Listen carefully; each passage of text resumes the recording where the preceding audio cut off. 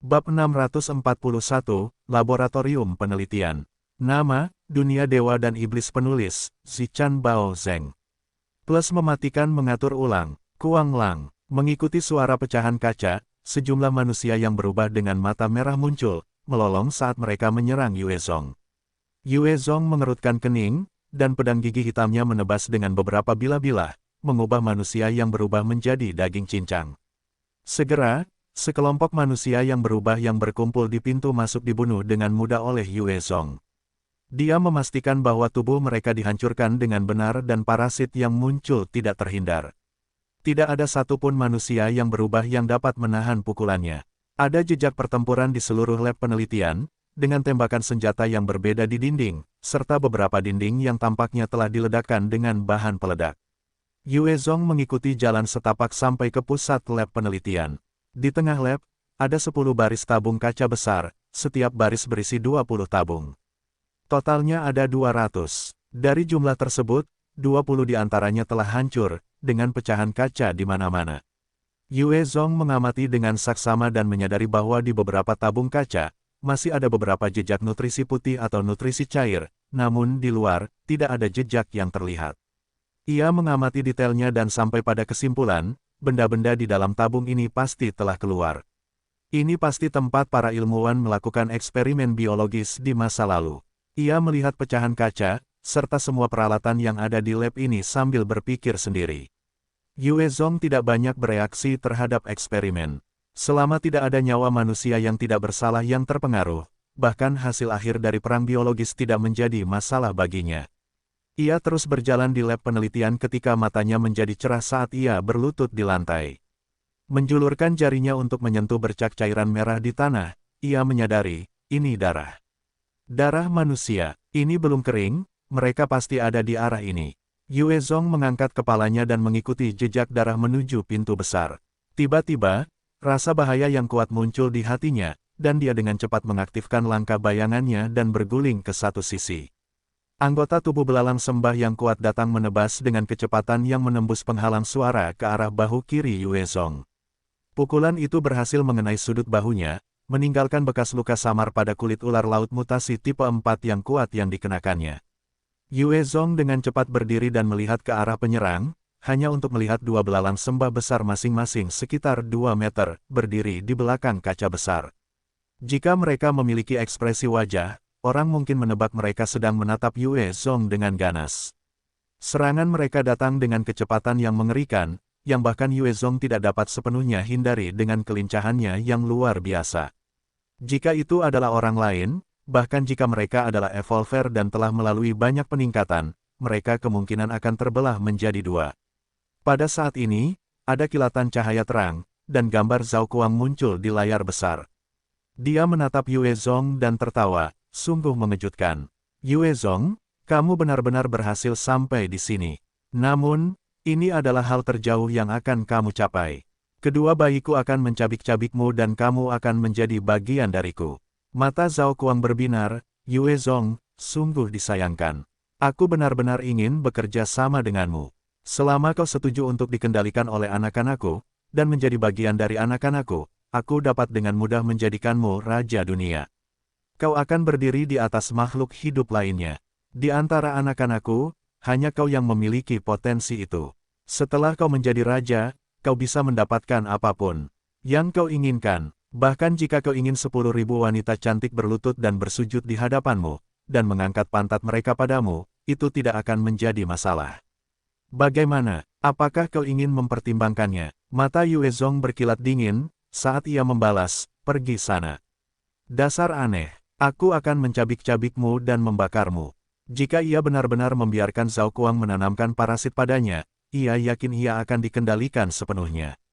Bahkan jika ia menjadi raja dunia, ia akan menjadi boneka. Setelah itu, Yue Zong mengeluarkan pisau gergaji gigi buaya miliknya dan menerkam salah satu belalang sembah berwarna merah darah. Mata merah darah belalang sembah raksasa itu bersinar, saat ia menebas Yue Zong dengan cakarnya sendiri, yang bahkan dapat merusak kulit ular laut mutasi tipe 4. Selama ia dapat menebas Yue Zong secara berurutan, kemungkinan dalam 3 gerakan, ia dapat menembus seluruhnya. Yue Zong tiba-tiba berhenti, dan melompat mundur, saat cakar belalang sembah itu menebas ke bawah, sebelum menariknya kembali dengan cepat.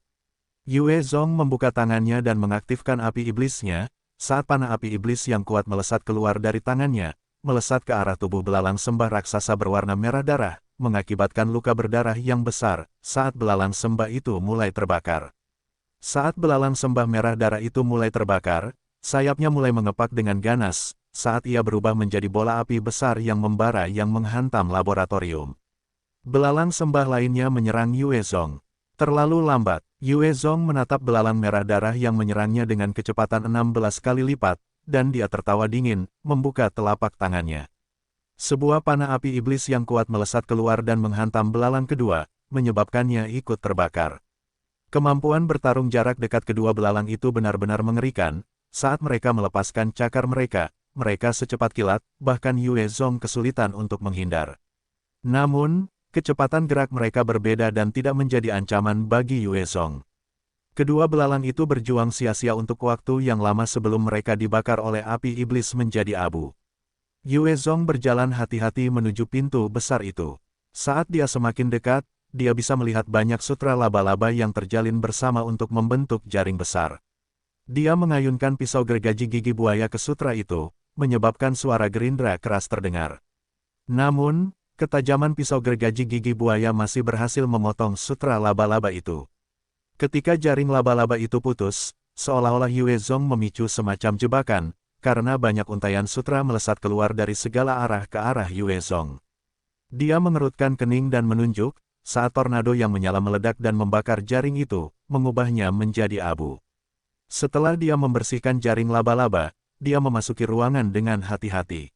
Dua laba-laba besar yang tampak diselimuti bulu baja sedang menunggu Yue Zong di atas atap, masing-masing berukuran setidaknya 2 meter lebarnya. Saat mereka melihatnya, mereka membuka rahang mereka untuk menembakkan sutra mereka ke arahnya.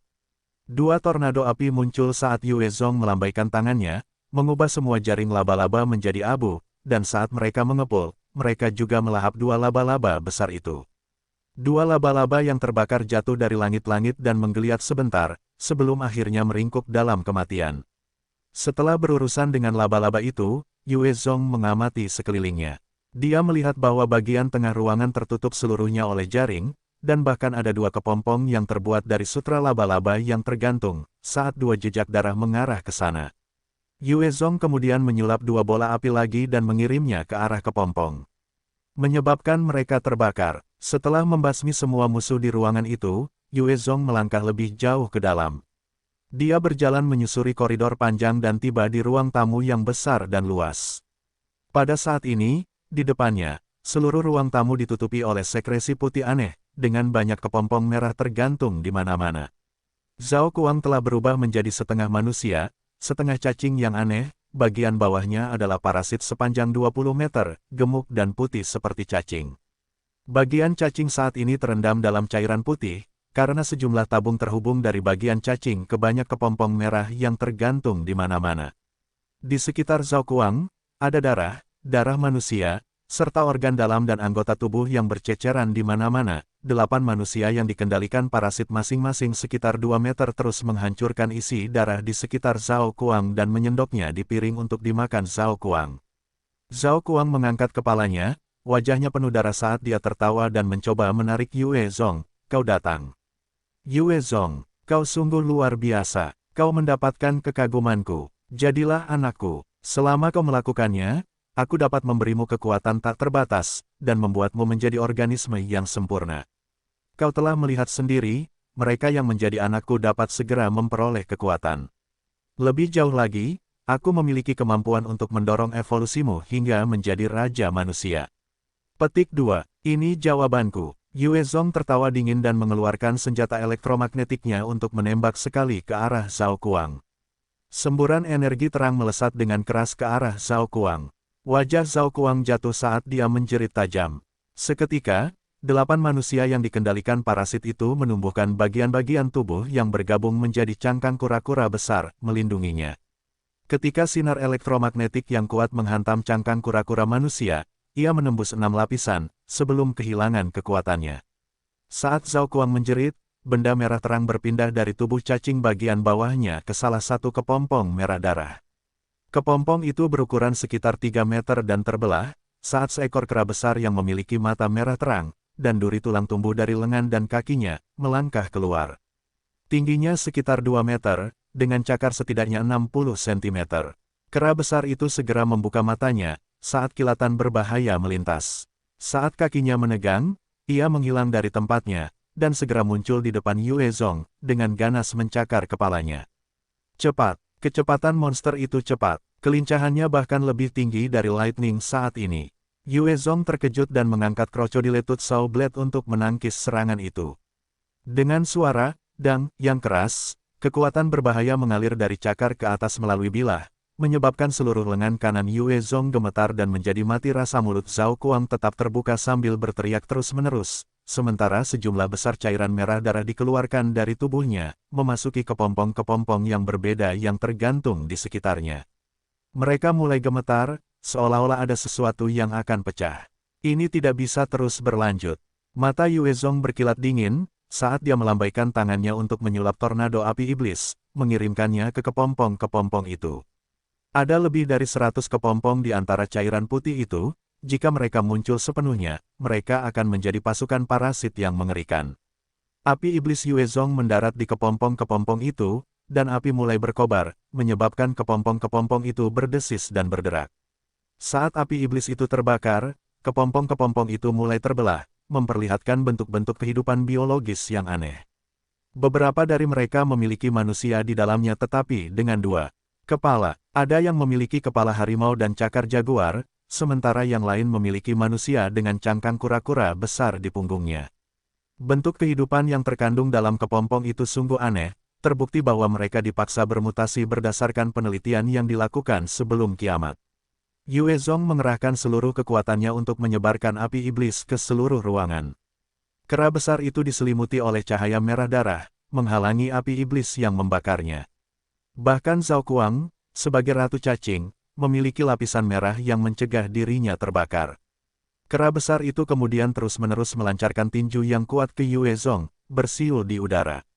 Yue Zong harus menggunakan pisau gergaji gigi buaya miliknya untuk menangkis serangan itu, dan dengan setiap gerakan, tangannya berubah menjadi angka karena benturan. Pukulan dari kera besar itu memaksa Yue Zong untuk fokus dengan keras, sehingga api iblis menghilang dari ruangan, hanya menyisakan sejumlah besar kepompong yang terbakar dan Zhao Kuang yang terluka parah. Zhao Kuang menatap Yue Zong dengan penuh kebencian, pantatnya yang gemuk tiba-tiba terbelah, dan sejumlah besar parasit putih merangkak keluar, menerkam ke arah Yue Zong. Pada saat yang sama, salah satu kepompong tiba-tiba terbuka, saat cakar besar yang ditutupi sisik hijau merobek, seolah-olah monster yang menakutkan akan segera lahir. Aku harus segera mengakhiri pertempuran. Yue Zong merasakan perubahan di sekelilingnya, dan matanya berubah tegas, mengaktifkan manipulasi gravitasinya. Sebuah gaya gravitasi yang kuat menyelimuti kera besar itu, menyebabkan tubuhnya tenggelam. Namun, bagi kera besar itu, gaya gravitasi 2 kali lipat tidak dapat memengaruhinya banyak. Ia meraung dengan ganas dan mengirim tinju lain ke arah Yue Zong. Kali ini, tinjunya berhasil mengenai kepala Yue Zong, dan pada saat berikutnya, Yue Zong hancur berkeping-keping.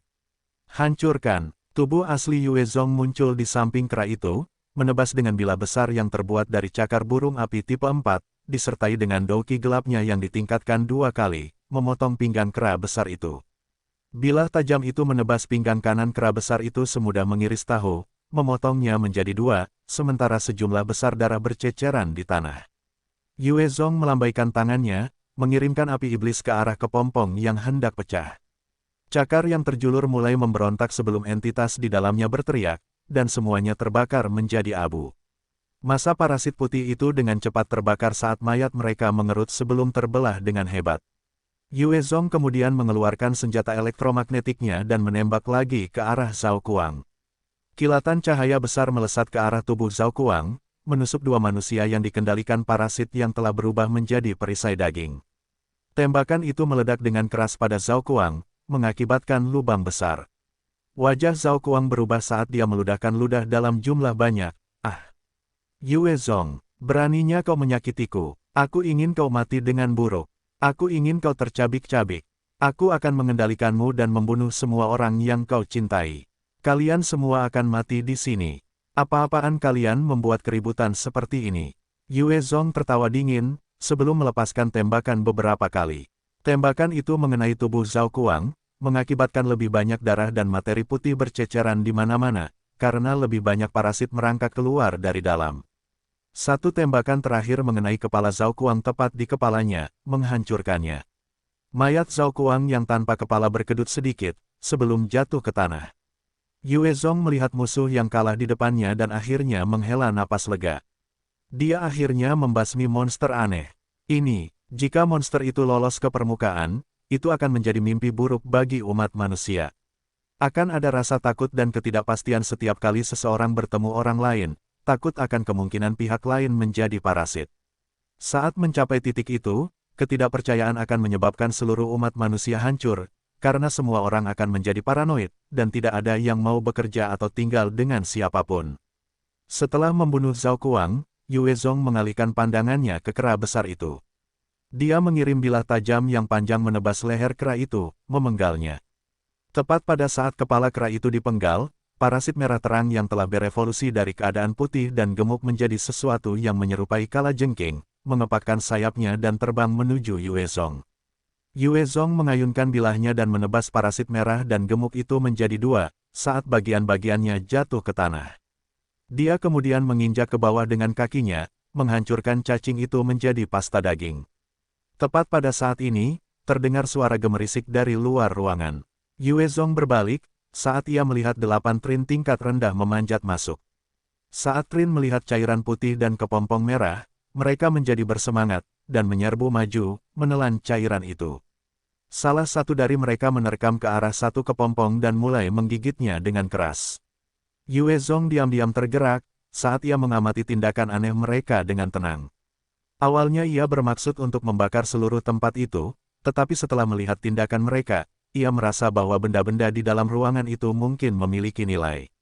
Trin tingkat rendah yang memakan benda-benda aneh di dalam kepompong mulai mengalami perubahan aneh.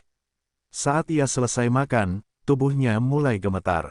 Segera setelah itu, ia memanjang, mencapai 1,8 meter, kakinya menjadi tebal. Pada saat yang sama, lapisan kulit kayu baru tumbuh di atas lapisan saat ini, cakarnya menjadi tajam. Matanya masih tak bernyawa, saat ia berdiri di sana dengan tenang. Setelah 10 menit, Trin tingkat rendah itu mendapatkan kembali semangatnya, dan mengguncang tubuhnya dengan kuat, saat sulur-sulur tajam melesat keluar darinya. Binatang aneh level 60, Trin tipe 2, memiliki kemampuan tempur yang kuat. Meskipun tidak memiliki kemampuan bawaan apapun, kekuatan mereka mengerikan, setara dengan beberapa binatang mutasi tipe 3 yang lebih lemah. Yue Zong menggunakan mata persepsinya untuk melihat Trin itu dan segera mendapatkan informasi barunya. Kepompong merah itu seharusnya bermanfaat bagi evolusi bentuk kehidupan biologis mutan. Yue Zong memperhatikan Trin tingkat rendah itu menyelesaikan evolusinya dan berpikir dalam hati. Trin tingkat rendah lainnya juga dengan cepat menerkam kepompong merah lainnya dan mulai memakannya. Trin tipe 2 itu minggir dan menelan sejumlah besar lendir putih, sebelum meraih beberapa kepompong dan melahapnya. Trin tipe 2 mengulangi tindakannya beberapa kali, saat lapisan kulit kayu terus terkelupas, saat lapisan yang tumbuh menjadi lebih cerah dan perlahan-lahan menutupi seluruh tubuhnya. Binatang aneh level 65, Trin tipe 3. Ketika seluruh tubuh Trin ditutupi oleh lapisan kulit kayu baru yang cemerlang, Yue Zong menyaksikan Trin tipe 2 berevolusi menjadi tipe 3 di depan matanya. Dia merasakan kekuatan itu dan segera mengeluarkan walkie-talkie-nya untuk memberi perintah, "BL, panggil semua Trin kembali padamu." Jika dia membiarkan Trin terus berevolusi, saat mereka berevolusi ke tahap tipe 4, itu akan merepotkan.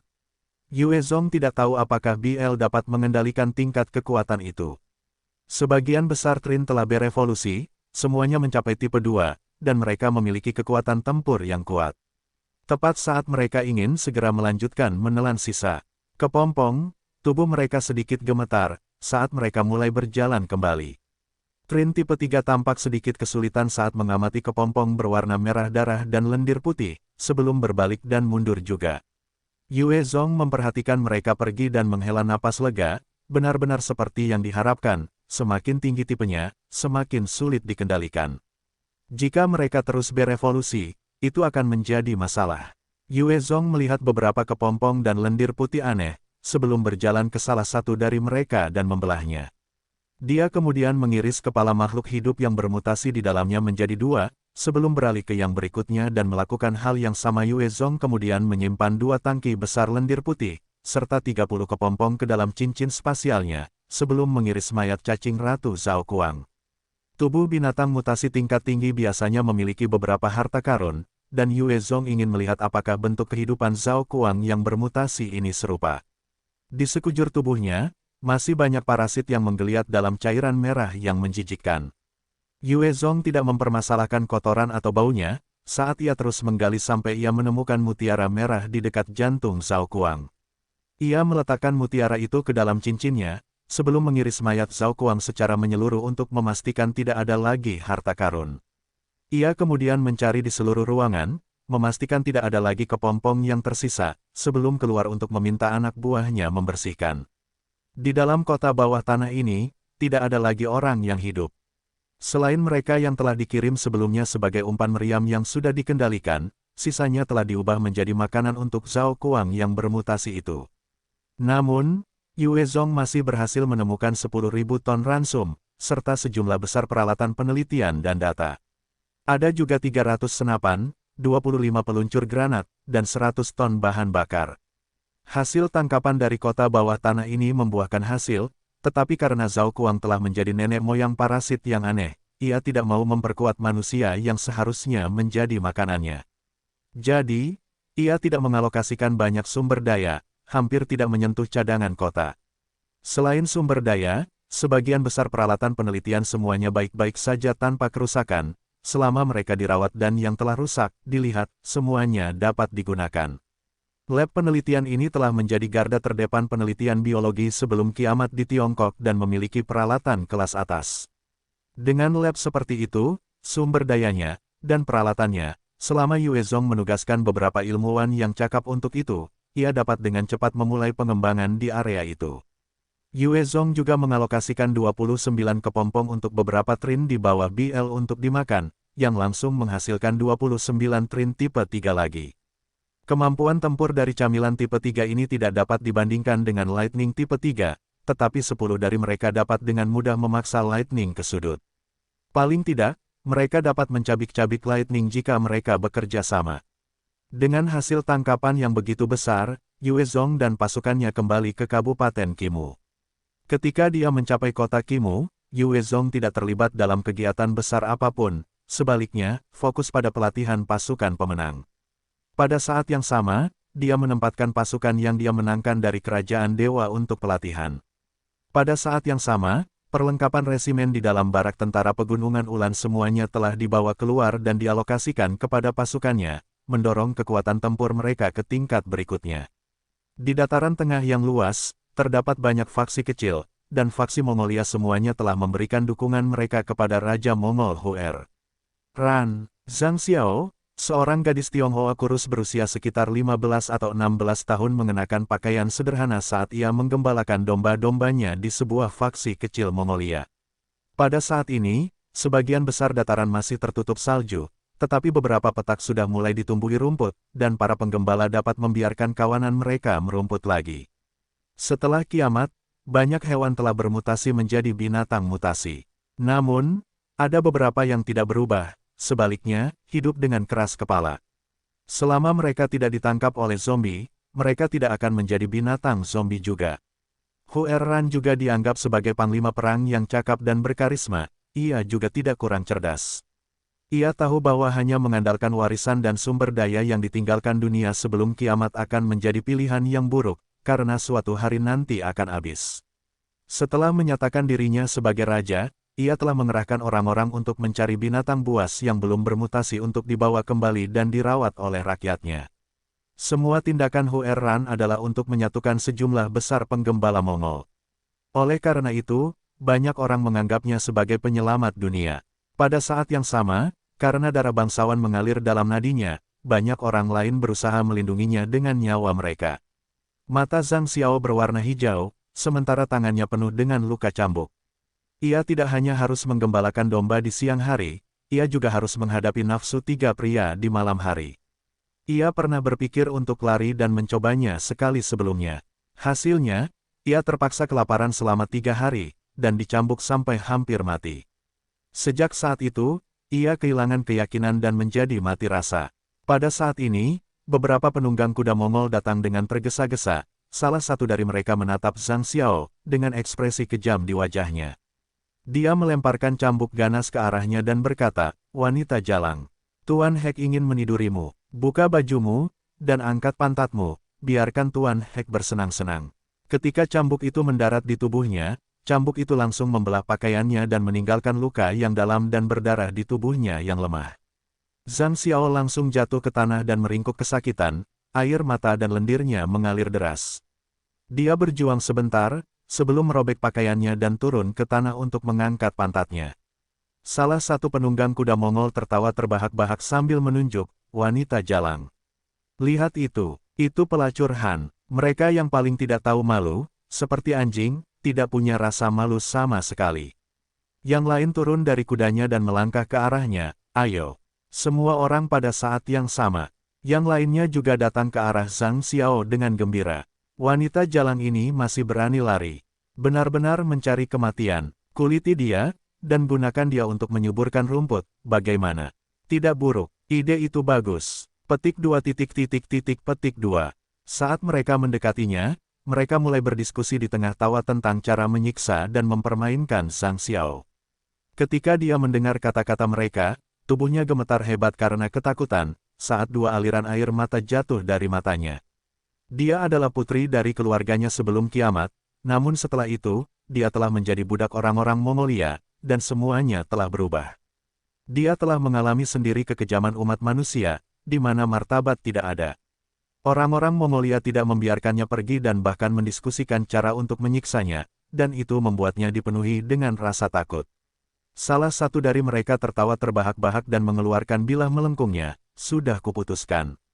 Ayo kita potong kakinya, lihat bagaimana dia berlari." Yang lain mengerutkan kening dan berkata, "Wu Tan, jangan. Kalau ada darah di mana-mana, ini tidak akan menyenangkan. Setelah selesai, kau boleh melakukannya habis-habisan." Yang lain menghampiri Zhang Xiao dan menurunkan celananya, mencengkeram kepala Zhang Xiao dan mendorongnya ke selangkangannya, "Aku duluan." "Jalang, hisap demi ayah."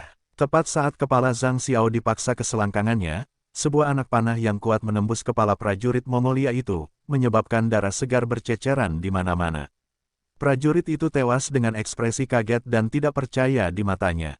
3 penunggang kuda Mongolia lainnya segera berbalik ke arah anak panah itu, saat beberapa anak panah lagi melesat keluar, menusuk dada mereka, memaku mereka ke tanah. 200 prajurit muncul di cakrawala, menunggangi punggung kuda bersisik hitam. Salah satu prajurit itu menatap pemimpinnya, Lai Mingyi, dan bertanya, "Bos, ada seorang gadis di sana. Apa yang harus kita lakukan? Membunuhnya?" Lai Mingyi menilai wanita itu sebelum berkata, "Dia pasti budak Han. Biarkan dia hidup." Lai Mingyi lalu mengeluarkan 2 botol air mineral dan 5 biskuit, melemparkannya padanya dan berkata dengan dingin, "Bajingan kecil. Aku Lai Mingyi, Komandan Brigade Kavaleri pertama di bawah Yue Zong yang perkasa.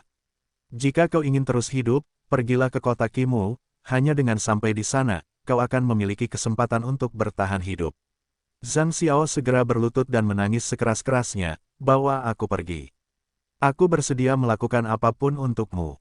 Tolong bawa aku pergi. Maaf bajingan kecil, tidak ada penyelamat di dunia ini. Aku masih memiliki misi yang harus diselesaikan, dan aku tidak dapat membantumu. Hanya kau yang dapat membantu dirimu sendiri. Kota Qimou adalah satu-satunya harapanmu. Jika kau ingin terus hidup, dengan bermartabat, pergilah ke sana." Lai Mingyi menatapnya dan menggelengkan kepalanya, sebelum memberikan perintah, "Bunuh semua domba." 200 prajurit itu langsung menyerbu dan membantai setiap domba. Setelah selesai, mereka mulai mengiris daging dan membakar mayatnya. "Serang, bunuh bajingan-bajingan Mongolia itu." Lai Mingyi berteriak dan memimpin 200 prajurit menuju bagian dalam faksi. Faksi Mongolia melihat seluruh kawanan domba dibakar dan bergegas mengirim prajurit, yang menyerang Lai Mingyi dan anak buahnya. Dalam kiamat ini, 3 faksi utama selalu berperang, dan dengan demikian, bahkan para penggembala dan petani dipanggil untuk mengangkat senjata. Mereka dipaksa oleh keadaan, jika tidak, mereka akan menjadi budak bagi masing-masing faksi. Mati saja, Lai Mingyi menatap lusinan prajurit yang berlari ke arahnya dan terkekeh muram, sambil menunjuk dengan tangan kanannya dan sejumlah bilah tajam yang terbuat dari udara mengiris ke arah mereka. Para prajurit langsung teriris di pinggang mereka oleh bilah-bilah udara yang tak terlihat itu. Sisa dari 200 prajurit yang dipimpin oleh Lai Mingyi menyerang dan mulai membantai prajurit lainnya. Dengan niat membunuh yang membumbung, Lai Mingyi berteriak, "Sampaikan perintahku. Selain semua budak Han, semua orang harus mati." Ya, 200 prajurit di belakang Lai Mingyi berteriak dengan raungan mereka sendiri dan menyerbu masuk. Tak lama kemudian, asap mulai mengepul dari berbagai tempat, saat pasukan di bawah Lai Mingyi membunuh musuh dan membawa para budak keluar dari area tersebut. Lai Mingyi tidak meninggalkan pasukan untuk mengawal para budak itu kembali ke kota Kimu, sebaliknya, ia langsung menyerbu ke arah yang berikutnya. Zhang Xiao menyaksikan kota kecil itu berubah menjadi asap, matanya berkilat penuh kebencian. Ia menggenggam erat biskuit dan air di tangannya dan berbalik untuk menuju ke kota Kimu di luar sana. Di dataran tengah yang luas, di samping danau yang subur, ada sebuah tenda emas yang megah dan menakjubkan. Di dalam tenda itu, ada selusin pria, berpakaian tradisional Mongolia yang berdiri dengan hormat dalam dua baris. Di kursi tengah kaisar, seorang pemuda berusia sekitar 27 atau 28 tahun duduk di sana, perawakannya berwibawa, dengan tatapan seperti elang dan hidung bengkok. Dia memiliki paras yang tampan, dan dia adalah Raja Mongolia yang diakui publik, Hu Erran. Bo Erzi saat ini melampiaskan keluhannya dengan mata merah, "Rajaku. Grey Wolf Riders kami disapu bersih oleh anjing-anjing Han yang gila itu. Kawanan kami juga telah dibakar. Lebih dari 1.800 orang Mongolia lainnya telah tewas di tangan bajingan-bajingan sakit itu. Kami meminta bantuanmu untuk membasmi anjing-anjing Han yang terkutuk itu." Lai Mingyi tampaknya telah berubah menjadi iblis yang haus darah, melakukan pembantaian dimanapun dia pergi. Untuk setiap faksi yang diserangnya, ia akan membebaskan budak-budak Han, dan membantai semua orang Mongolia, Turki, dan Manchuria. Kedua ratus prajurit yang dipimpin Lai Mingyi semuanya adalah evolver, dan banyak dari mereka ingin membalas dendam terhadap Kekaisaran Mongol, Kekaisaran Turki, atau Kekaisaran Manchuria. Mereka semua sama dalam kekejaman mereka, dan tidak pernah membiarkan siapapun hidup.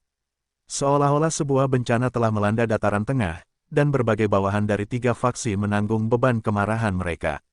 Pasukan Lai Mingyi benar-benar menarik kekesalan dari ketiga faksi. Hu Erran melotot tajam ke arah Bo Erzi. Kekaisaran Mongolia telah menjadi hasil propaganda nasionalisnya. Ketika ia ingin memperluasnya lebih jauh, ia menyadari bahwa sulit untuk mengubah cara berpikir ini. Ia telah menyadari bahwa integrasi sangat penting dalam menaklukkan seluruh Tiongkok. Jika tidak, ketika pasukan mereka mencoba untuk menang atas faksi lain, mereka pasti akan menghadapi pertentangan. Namun, dalam perjalanan perkembangannya, Kekaisaran Mongolia sudah berada di luar kendali Hu Erran. Setiap anggota Mongolia memiliki sejumlah budak dari ras lain. Bahkan bawahannya sendiri memiliki ratusan ribu budak Han. Jika dia memerintahkan mereka untuk melepaskan budak mereka, posisinya sebagai Raja Mongol pasti akan jatuh. Dengan menggunakan pendekatan nasionalis dan rasis, mudah untuk mengumpulkan orang-orang yang berpikiran sama. Namun, mengubahnya akan sangat sulit. Ini karena sebagian besar orang yang bersemangat adalah orang-orang gila. Saat pemimpin mereka tidak memiliki cara untuk memenuhi kebutuhan mereka, mereka akan melakukan semua yang mereka bisa untuk mengubah pemimpin tersebut. Ketika Hu Erran mendengar tentang perbuatan Lai Mingyi, ia dipenuhi amarah sekaligus ketakutan. Ini adalah balas dendam dan serangan balik yang ia tahu akan terjadi. Itu adalah metode yang sama yang digunakan pasukannya terhadap orang-orang biasa di dataran tengah, tetapi ia tahu bahwa Han tidak akan menggunakan metode seperti itu. Jelas bahwa pemimpin Yuezong dan para pemimpin Han sebelumnya yang ia temui sangat berbeda. Ia adalah serigala yang ganas dan kuat, sama seperti mereka, dan tindakan tiraninya tidak berbeda dari para diktator sebelumnya, bahkan, ia bahkan lebih menakutkan. Mata Amu Sidai berkilat dengan kilatan buas. "Raja, pasukan penunggang elang darah bersedia menjadi garda terdepan. Kali ini, kita pasti dapat membasmi pasukan Yuezong." Putra Amu Sidai berada di salah satu faksi yang mempermainkan wanita, ketika tempat itu diserang oleh pasukan Lai Mingyi, dan ia telah dipenggal. Hal ini menyebabkan Amu Sidai dipenuhi dengan kebencian terhadap Yuezong. Huerran berkata dengan sungguh-sungguh, kalau begitu, apakah ada di antara kalian yang menemukan cara untuk menghadapi 8 helikopter serbu di tangan Yue Zong? Mendengar kata-kata itu, semua jenderal langsung terdiam. Yue Zong memiliki 8 Thunder Fighter, dan itu adalah sumber daya langka yang tidak tersedia di dunia apokaliptik ini. Hampir mustahil bagi siapapun untuk menahan senjata-senjata perkasa itu. Berkat Thunder Fighter dan persenjataan canggih lainnya, kerajaan Tuhan dapat berkembang begitu cepat di dunia ini. Setiap kali, mereka hanya perlu mengerahkan 12 Thunder Fighter bersama dengan 200 prajurit elit dan dapat dengan mudah menghancurkan 10.000 faksi yang kuat. Bahkan jika ada pasukan berkekuatan 20.000 orang, tanpa pertahanan udara, pasukan Central Plains tidak berdaya melawan Thunder Fighter tersebut. Dalam peperangan modern, peralatan yang kuat tidak berarti tak terkalahkan, namun, tanpa mereka, itu jelas merupakan kerugian besar. Pasukan Saddam yang berkekuatan 1.000.000 orang dikalahkan oleh pasukan Amerika adalah buktinya. 8 Thunder Fighter milik Yue Zong bagaikan batu besar yang menekan 3 faksi besar, membuat mereka kesulitan bernapas. Meskipun Huerran dan yang lainnya telah membuka banyak barak tentara, tidak banyak pertahanan udara yang dapat ditemukan. Banyak dari mereka hanya peluru kaliber tinggi 14,5 mm. Mereka juga memiliki sekitar 20 rudal permukaan ke udara, namun, Huerran bahkan tidak memiliki satu pun personel yang tahu cara mengoperasikannya. Lagi pula, dalam pertempuran di Central Plains ini, hampir tidak ada faksi yang menggunakan pasukan udara. Ini bukan masalah besar di masa lalu, tetapi sekarang, mereka benar-benar merasakan ketidakberdayaan mereka. Sebelum bertemu Yue Zong, selama pasukan Mongolia muncul dengan tank dan meriam mereka, perlawanan apapun dari faksi yang lebih kecil akan cepat runtuh. Tidak ada gunanya bagi pertahanan anti-udara itu. Bahkan jika mereka menemukan evolver langka yang dapat terbang tinggi di langit, senjata-senjata kuat pasukan Mongolia dapat menembaki mereka sampai penuh lubang. Mereka tidak memiliki pengetahuan tentang cara menghadapi pasukan udara saat ini. Pemimpin Demon Wolf Riders, Tuo Su, berseru, pertempuran malam. Kita dapat melancarkan serangan malam terhadap mereka. Dalam kegelapan, ada batasan seberapa banyak Thunder Fighters dapat digunakan. Benar sekali, kekuatan tempur mereka pasti akan terganggu di malam hari. Benar sekali Tuo Su, petik 2. Suara sorak-sorai dan kegembiraan bergema dari tenda besar. Di malam hari, banyak peralatan canggih akan kehilangan keuntungan mereka karena para pengguna tidak diperlengkapi dengan baik untuk bertarung di malam hari. Serangan malam juga biasanya merupakan taktik yang digunakan pasukan yang lebih lemah untuk melawan yang lebih kuat, namun, sebagian besar dari mereka masih tidak memiliki banyak keyakinan dalam memperoleh kemenangan melawan Yue Zong. Ini karena mereka telah menerima berita tentang Yue Zong yang memperoleh peralatan resimen di Pegunungan Ulan. Dari 40.000 prajurit Huerran, hanya 20.000 yang diperlengkapi dengan senjata api. Sisanya sebagian besar menggunakan senjata jarak dekat. Bahkan saat itu, senjata api tersebut sebagian besar terdiri dari senjata-senjata tua, pistol, serta beberapa barang antik lainnya. Sementara mudah bagi mereka untuk berhadapan dengan sebagian besar faksi, itu adalah cerita yang berbeda bagi Yue Zong. Seorang prajurit datang melapor, "Rajaku, utusan dari Kekaisaran Manchuria telah datang untuk mencari audiensi." Mata Huerran berbinar, "Biarkan dia masuk." Seorang pemuda melangkah masuk, mengenakan jas, dan tampak cerdas. Saat ia berlutut dengan satu kaki, membungkuk dalam-dalam, Fan Tianming dari Kekaisaran Manchuria memberi salam kepada Raja. "Saya berdoa agar Anda panjang umur." "Panjang umur, panjang umur." Huerran menatap pemuda itu dan berbicara dengan lembut, "Anda boleh berdiri." Fan Tianming berdiri dan menatap Huerran, "Terima kasih, Raja. Kali ini, Kaisar Agung Xuanzhen telah mengirimku ke sini dengan harapan untuk bersekutu denganmu, dan membasmi Yue Zong bersama-sama." Suaranya terus bergema, Yue Zong adalah orang yang menindas, kejam, dan kejam. Saat dia muncul, banyak orang kita menderita di bawahnya. Banyak orang tak berdosa telah mati di tangannya. Bersama dengan Lai Mingyi si tukang jagal, tindakan mereka tidak terkendali dan kejam. Jika dia dibiarkan melanjutkan pembunuhannya, seluruh dataran tengah pasti akan jatuh. Kaisar Agung kita Xuanzhen tidak ingin ini terjadi, dan berharap pasukan kita dapat bekerja sama, melupakan permusuhan masa lalu kita, dan membasmi iblis itu. Kebanyakan orang hanya akan melihat sisi buruk orang lain, namun mengabaikan kekurangan mereka sendiri. Kekaisaran Mongol dan Kekaisaran Manchuria sebelumnya telah melakukan aksi kekerasan serupa di seluruh dataran tengah, memperkuat pasukan mereka sendiri, dan memperbudak suku Han. Mereka tidak merasa menyesal atas tindakan mereka, bagaimanapun juga, itulah yang dilakukan nenek moyang mereka. Hukum rimba adalah yang kuat memangsa yang lemah. Namun sekarang, ketika Yue Zong melakukan hal yang sama kepada mereka, mereka merasa bahwa dia jahat dan kejam. Wajah Hu Erran tanpa ekspresi, tidak membiarkan siapapun mengetahui pikirannya. Yue Zong memiliki 8 helikopter serbu yang kuat di tangannya. Jika mereka tidak dihancurkan, sulit bagi kita untuk menghadapinya. Fan Tianming tertawa dengan percaya diri, Raja Agung, mari kita hadapi 8 helikopternya. Percayalah pada kekuatan kita pasti mampu menghadapi mereka. Sisi udara akan kami tangani, sementara kami serahkan pasukan darat padamu. Hanya prajurit tak terkalahkan dari Kekaisaran Mongolia yang mungkin bisa melenyapkan Yue Zong, si monster itu. Hu Erran menjawab dengan datar, oh, aku ingin tahu bagaimana kau akan menghadapi helikopter-helikopter itu. Tanpa kepastian kemenangan, aku tidak akan mengirim pasukanku keluar. Fan Tianming tampak ragu sejenak, sebelum menggertakkan giginya dan mengeluarkan sebuah tablet dan membukanya. Raja Agung, ini yang akan kita gunakan untuk mengalahkan helikopter Yue Zong. Pandangan semua orang tertuju pada tablet di dalam tenda. Hanya untuk menemukan, 12 Thunder Fighter duduk dengan tenang di sebuah lapangan besar. Di belakang 12 Thunder Fighter, ada 12 Rochopter lainnya. Sejumlah pasukan Manchuria saat ini sedang menyibukkan diri bersama dengan beberapa orang Eropa di samping monster-monster mekanik yang kuat, 24 helikopter serbu. Melihat video itu, semua jenderal Mongolia menghirup udara dingin. Satu helikopter serbu saja sudah menjadi mesin pembunuh yang kuat. Jika satu faksi dapat mengendalikan satu saja, ia dapat dengan mudah mendominasi lawan-lawannya. Hanya sedikit faksi yang benar-benar dapat menahan serangan dari satu helikopter serbu. Kekaisaran Manchuria juga memiliki beberapa, tetapi mereka memperlakukannya sebagai harta karun, dan pasti tidak akan memiliki 24 di antaranya.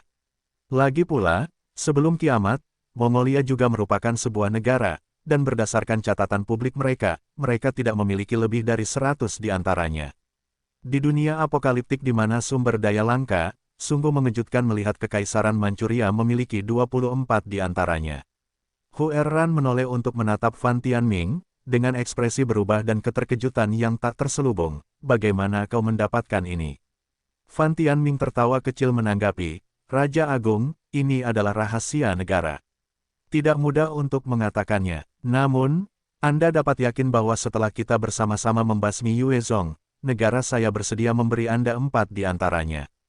Hu Erran mengabaikan posisinya dan segera berjalan turun, menunjuk ke salah satu Thunder Fighter, baiklah. Namun, saya ingin 4 di antaranya.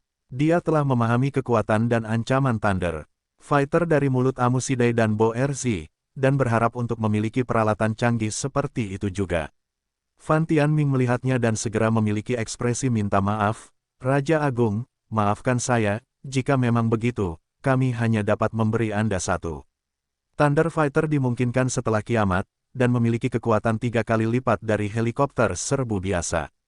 Dalam keadaan yang sama, satu Thunder Fighter bahkan dapat menghancurkan 3 Rochopter. Tentu saja, 4 Rochopter cukup untuk menghancurkan satu Thunder Fighter. Hu Erran menatap dengan tegas, nadanya menjadi serius, 2. Setelah membasmi Yue Zong, aku ingin 2 dari mereka.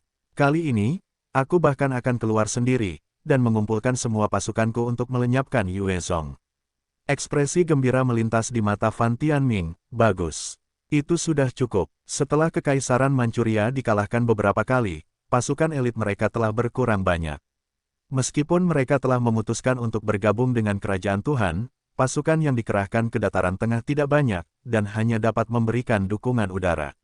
Satu-satunya faksi yang memiliki pasukan darat terbesar adalah Hu Erran, selama dia bersedia menyediakan prajurit elit, maka aliansi antara keduanya bisa jadi cukup untuk mengalahkan setiap faksi lainnya. Mata Hu Erran bersinar dengan tatapan kejam, bagus. Tapi sebelum itu, kita harus terlebih dahulu memusnahkan orang-orang Turki. Jika tidak, jika kita mengizinkan orang lain menjadi nelayan, itu akan menjadi sebuah lelucon. Fan Tianming mengangguk setuju, benar, kalau begitu mari kita berdua bergandengan tangan untuk mengalahkan Turki. Dengan demikian, Kekaisaran Mongolia dan Kekaisaran Manchuria menghentikan semua pertempuran dan bergandengan tangan untuk membentuk pasukan yang besar. Saat kedua pasukan mulai bergerak keluar, mereka menuju ke tanah Kekaisaran Turki. Seorang pelayan bergegas masuk ke tenda emas Kekaisaran Turki, wajahnya pucat, "Tuanku. Tuanku, ini buruk. Bangsa Mongol dan Manchuria telah datang menyerang." Wu Ertuo saat ini telanjang, menekan dirinya ke arah dua wanita cantik, dengan marah telah menghajar mereka. 20 wanita lain dengan bentuk dan ukuran tubuh yang berbeda dengan penampilan yang menakjubkan semuanya telanjang juga, menyentuh diri mereka sendiri dan mengerang menggoda. Seluruh tenda dipenuhi dengan suasana nafsu dan seks. Setelah penunggang serigala emas dikalahkan berkali-kali, kekuatan mereka telah berkurang hingga 60%, dan bahkan ajudan Wu Ertuo yang paling setia, Abu Didama, telah meninggal dengan menyedihkan di Pegunungan Ulan. Hal itu berdampak buruk pada Wu Ertuo, dan sejak saat itu, dia tidak menjadi dirinya sendiri. Setiap hari, dia hanya menuruti hawa nafsunya di tendanya, dan menjalani hidup dengan anggur dan kesenangan. Dasar bodoh, beraninya kau mengganggu kesenanganku, pergilah ke neraka. Tepat ketika Wu Ertuo sedang merasa mencapai klimaks, dia disela oleh berita tersebut. Dengan lambaian tangannya, sebuah cakram tajam melesat keluar dan mengiris kepala pelayan itu. Pelayan itu jatuh ke tanah, mati, dengan ekspresi terkejut dan enggan di matanya. Setelah membunuh pelayan itu, dia mengeluarkan pil obat kecil dari botol dan menelannya, sebelum menyuntikkan beberapa zat ke dalam dirinya, saat ekspresi ekstasi menguasainya. Dia menjadi semakin mabuk dalam kenikmatannya dan menggigit bahu seorang wanita cantik dengan keras, mencabik sepotong besar daging darinya. Saat dia berdarah, gadis itu menggertakkan giginya karena kesakitan, sementara air mata mengalir di pipinya, tetapi dia tidak berani berteriak. "Tuanku." Pilar lain dari Kekaisaran Turki Dong Ermolei melangkah masuk, dan melihat Wu Ertuo dikelilingi oleh para wanita itu, serta prajurit yang telah kehilangan nyawanya, dan berteriak, "Tuanku, bangsa Mongolia dan Manchuria sedang menyerang kita sekarang, dan Kekaisaran membutuhkanmu. Bagaimana mungkin kau bermain-main dengan para wanita sekarang? Mereka dapat dikesampingkan untuk nanti, selama kau memimpin kami dalam mengalahkan bangsa Mongol dan Manchuria, para wanita mereka juga ada di sana untuk kau mainkan. Tuanku, ini situasi kritis bagi kami, tolong selesaikan." Wu Ertuo terus menidurkan dirinya dengan obat bius, tenggelam dalam keadaan mabuk. Dalam keadaan senang dan bingung, dia berteriak, "Enyahlah. Senior ini belum mendapatkan kesenangan, Dong Ermolei, dasar beruang sialan. Enyahlah." Dong Ermolei berlutut, merasa sedih dan mulai berteriak, "Tuanku, tolong tenangkan dirimu, tolong, ini adalah saat hidup dan mati bagi kekaisaran kita, tolong sadarlah." "Tuanku." Dong Ermolei bertekad untuk membangun kekaisaran Turki yang kuat dan independen. Dia tahu bahwa dia hanya mampu membunuh dan tidak ada yang lain. Kebangkitan kekaisaran Turki akan membutuhkan Wu Ertuo.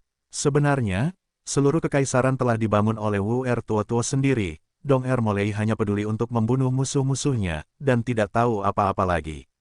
"Enyahlah, enyahlah, enyahlah." Wu Ertuo saat ini menjadi gila dan mengirimkan banyak cakram terbang ke arah Dong Ermolei.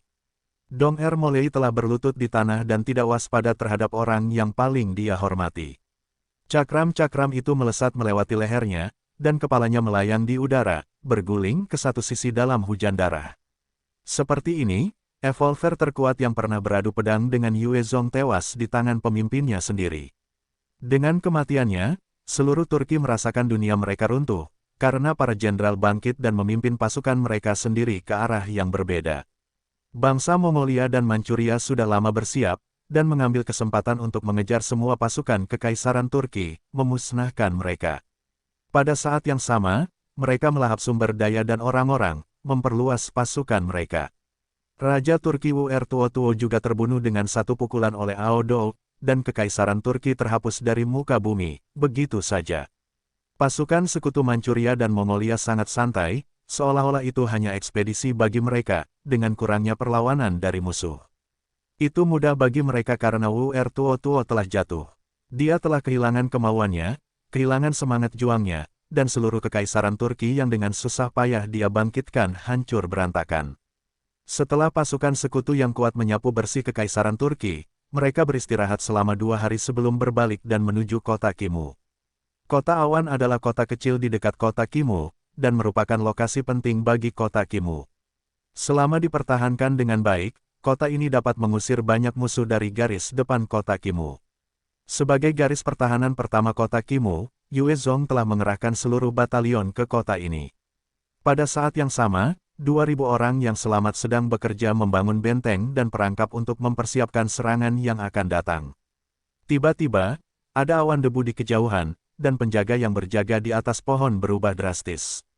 Dia berteriak ke walkie-talkie, "Serangan musuh! Serangan musuh!" Tanpa bantuan satelit, Yuezong hanya dapat menggunakan cara tradisional dengan menempatkan penjaga berbakat di berbagai area.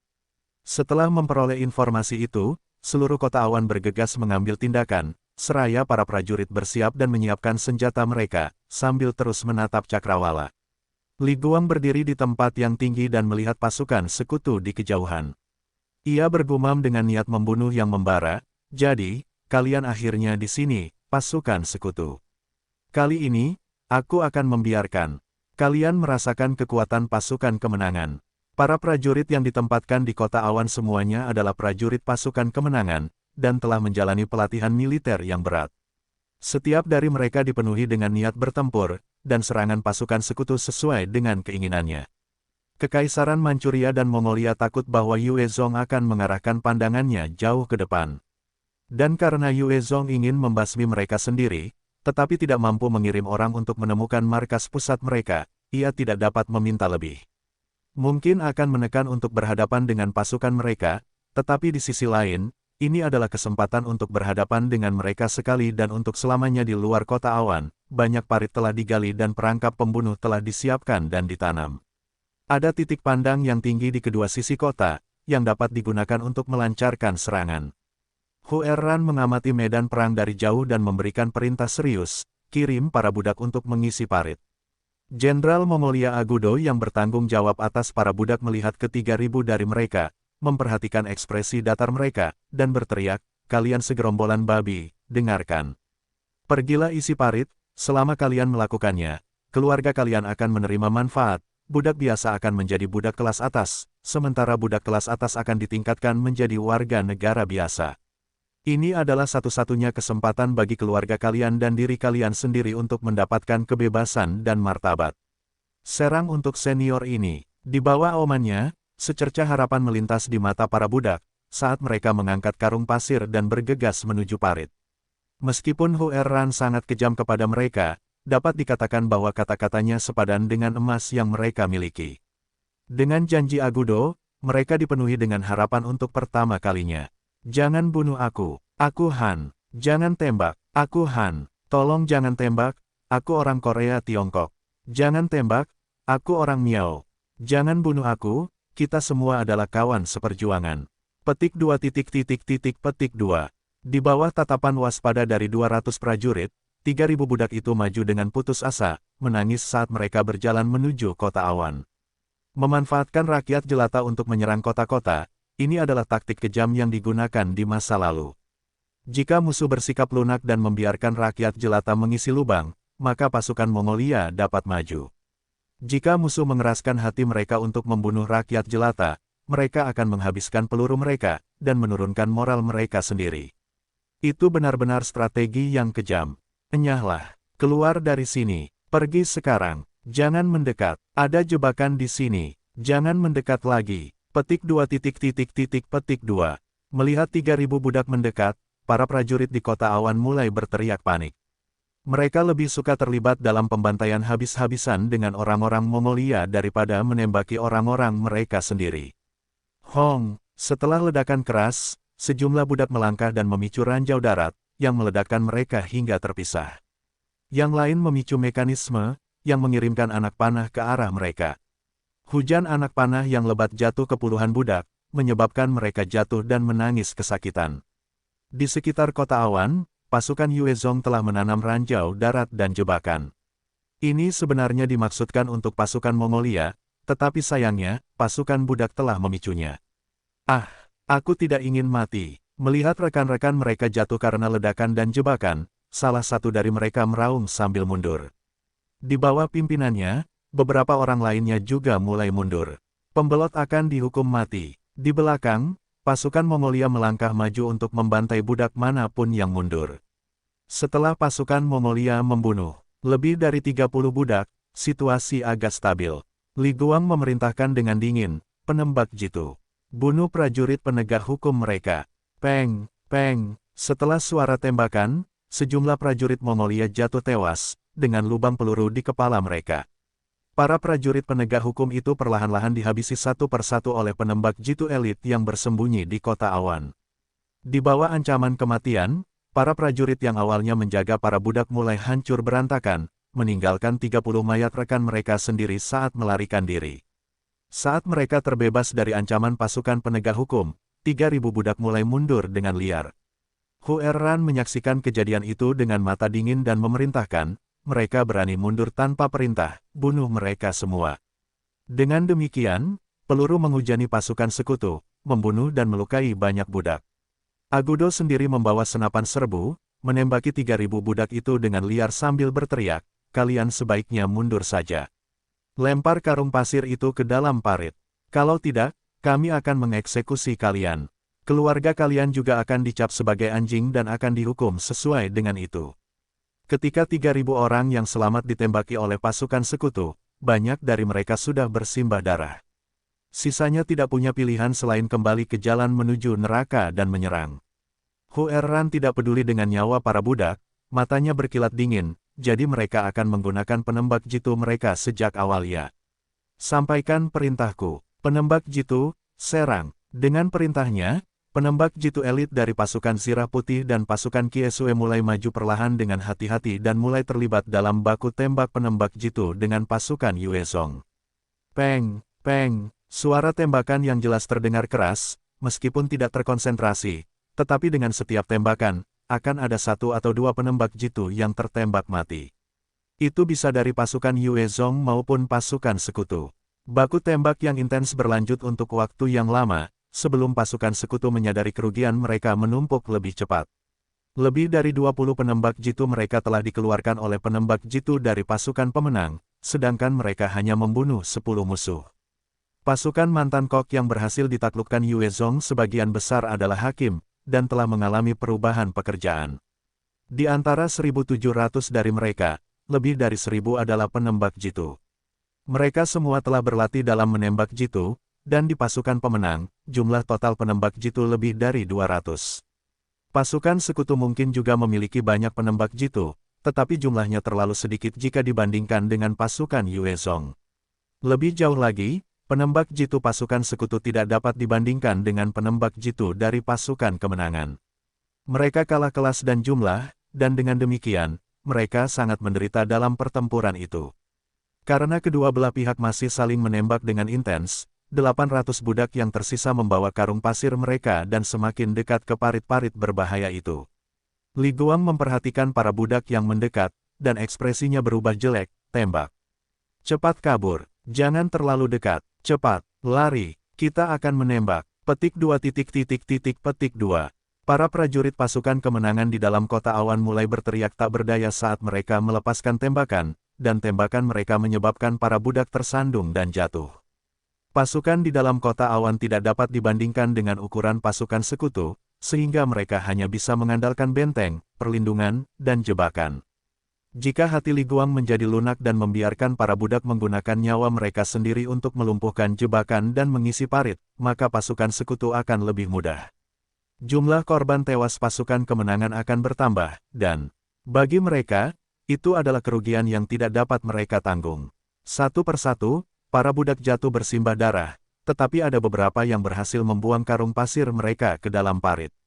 Salah satu budak itu pintar, dia melihat bahwa itu adalah kematian di kedua sisi, jadi dia melesat ke sudut dan bersembunyi. Ketika budak lainnya melihat itu, mereka juga mulai mencari perlindungan.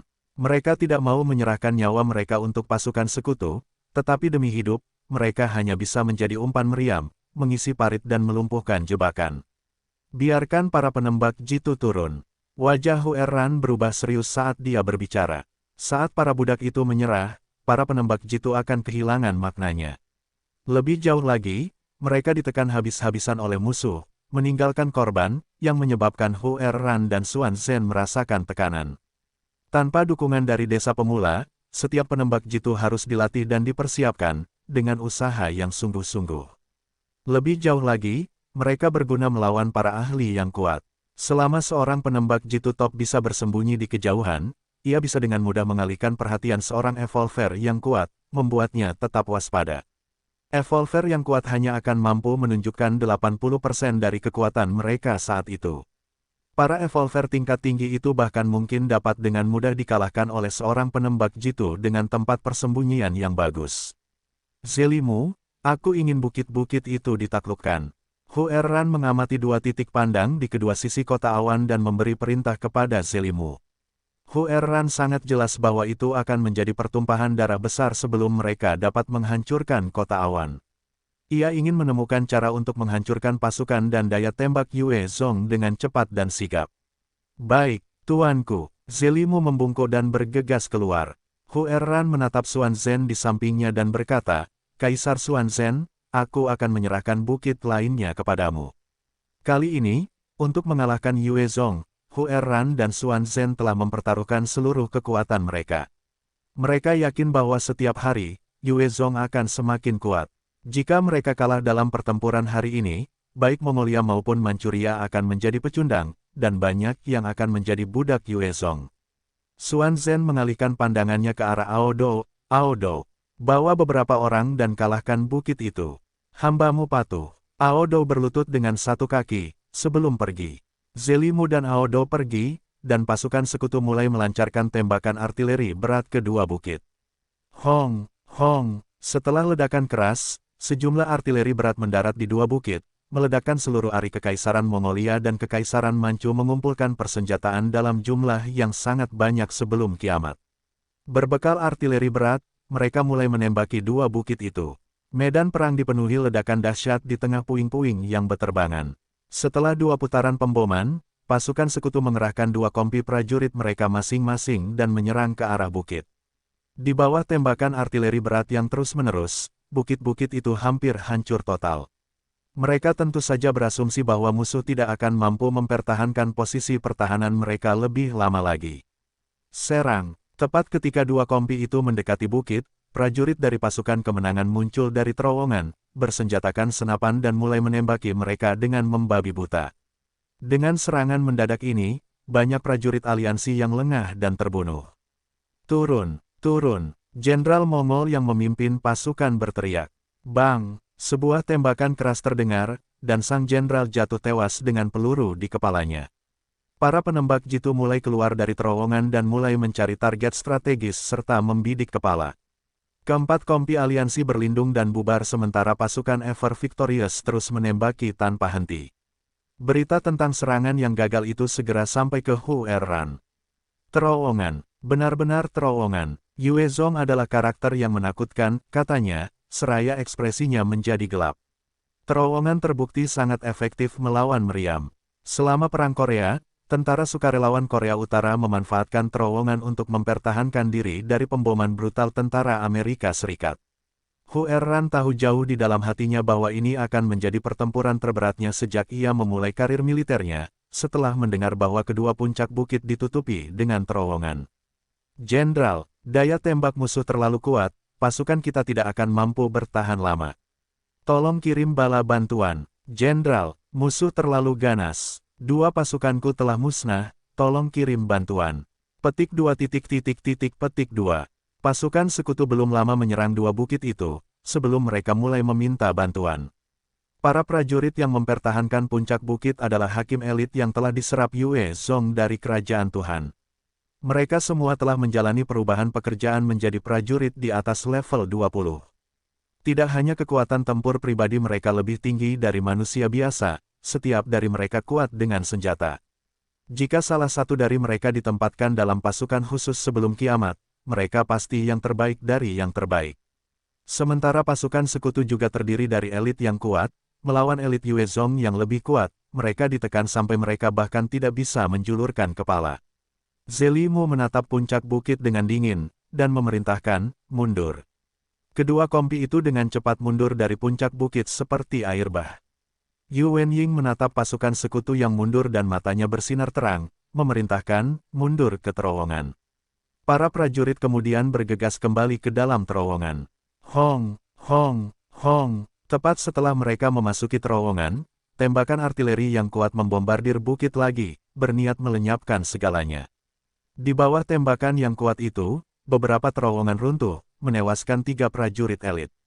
Setelah rentetan tembakan berat, Zelimu kemudian mengerahkan 2 batalion prajurit infanteri lainnya ke arah bukit, untuk gelombang serangan kedua. Dia tahu bahwa prajurit yang berada di puncak bukit tidak banyak, maka dia membuat keputusan yang kejam untuk mengirim 2 batalion untuk membersihkan seluruh tempat itu. 2 batalion itu berjumlah hampir 800, begitu mereka menyerbu masuk, seluruh bukit tampak dipenuhi semut. Mencari tembakan artileri. Mencari tembakan artileri. Koordinat X. Yu Wenying berbaring tengkurap di pintu masuk terowongan dan mengamati pasukan Mongolia, menggonggong ke walkie-talkie. Hong, hong. Dari jauh, pasukan artileri pasukan kemenangan mulai melancarkan tembakan gencar mereka, saat peluru demi peluru membombardir daerah itu dan menghancurkan semua yang ada di permukaan. Tembakan artileri yang mengerikan itu menyebabkan banyak prajurit Mongolia hancur berkeping-keping, bahkan ada satu peluru 155 mm yang mendarat, menyebabkan setengah peleton prajurit hancur total.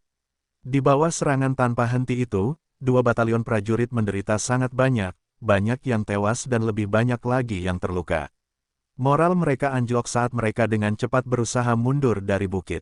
Binatang buas sialan. Setelah mengirim 2 batalion yang terdiri dari lebih dari 800 prajurit Mongolia, tetapi kehilangan lebih dari setengahnya karena artileri, dengan hanya 300 dari mereka yang berhasil kembali, Zelimu sangat marah.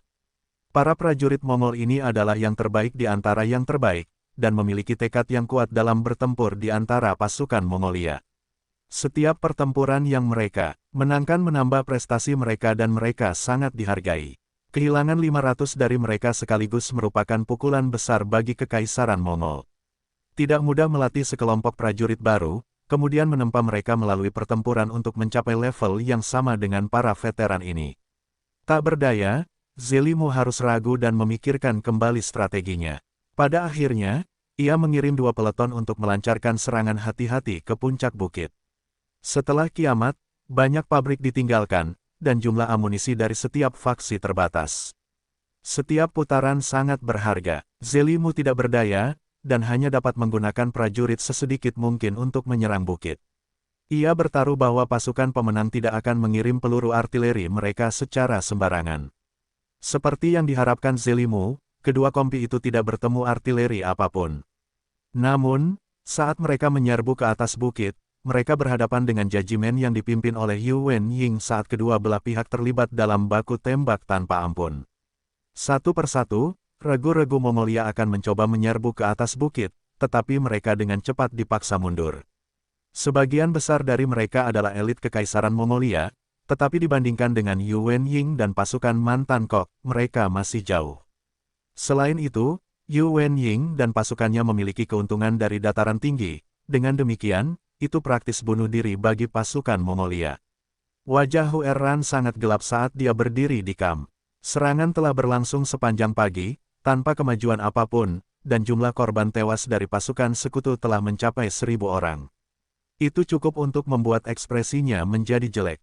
Yue Zong ini benar-benar berhasil memanfaatkan 2 bukit ini untuk memberi kita begitu banyak masalah, dia benar-benar orang yang menakutkan. Kita tidak bisa membiarkannya memperluas kekuatannya lebih lama lagi, kalau tidak kita semua akan mati. Jalan pikirannya benar, bagaimanapun juga, Yue Zong telah mendapatkan kuil yang berkembang dan terus-menerus menghasilkan prajurit elit. Selama dia punya cukup waktu, dia bahkan bisa memanfaatkan pasukan dari Guangxi dan Hunan untuk datang ke dataran tengah di Benteng Langit. Justru karena inilah, Yue Zong diam-diam melatih pasukannya, dan hanya mengirim Lai Mingyi untuk mengamuk, menghancurkan kam-kam kecil Kekaisaran Mongolia dan Manchuria. Dia butuh waktu untuk berkembang. Namun, Hu Erran dan Xuan Zhen bukan hanya panglima perang biasa, dan bahkan bersedia melepaskan permusuhan masa lalu mereka untuk bergandengan tangan dan berurusan dengan Yue Zong. Huerran menatap kedua bukit itu dan berteriak dengan ganas, sampaikan perintahku. Aku ingin Zelimu menaklukkan bukit itu hari ini.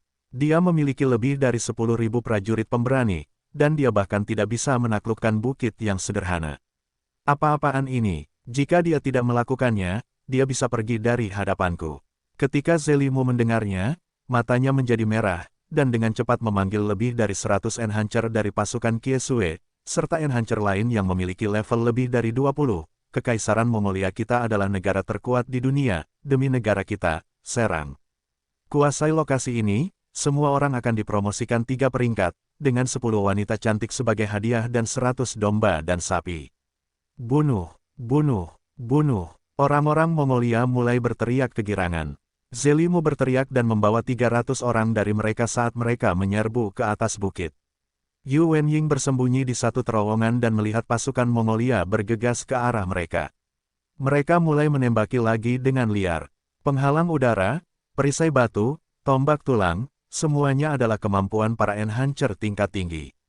Bahkan ada beberapa evolver tingkat tinggi di antara mereka yang dapat menggunakan kemampuan aneh untuk menerobos peluru tanpa terluka. Taktik mereka adalah menyuruh 5 orang untuk melawan satu pasukan Yuezong.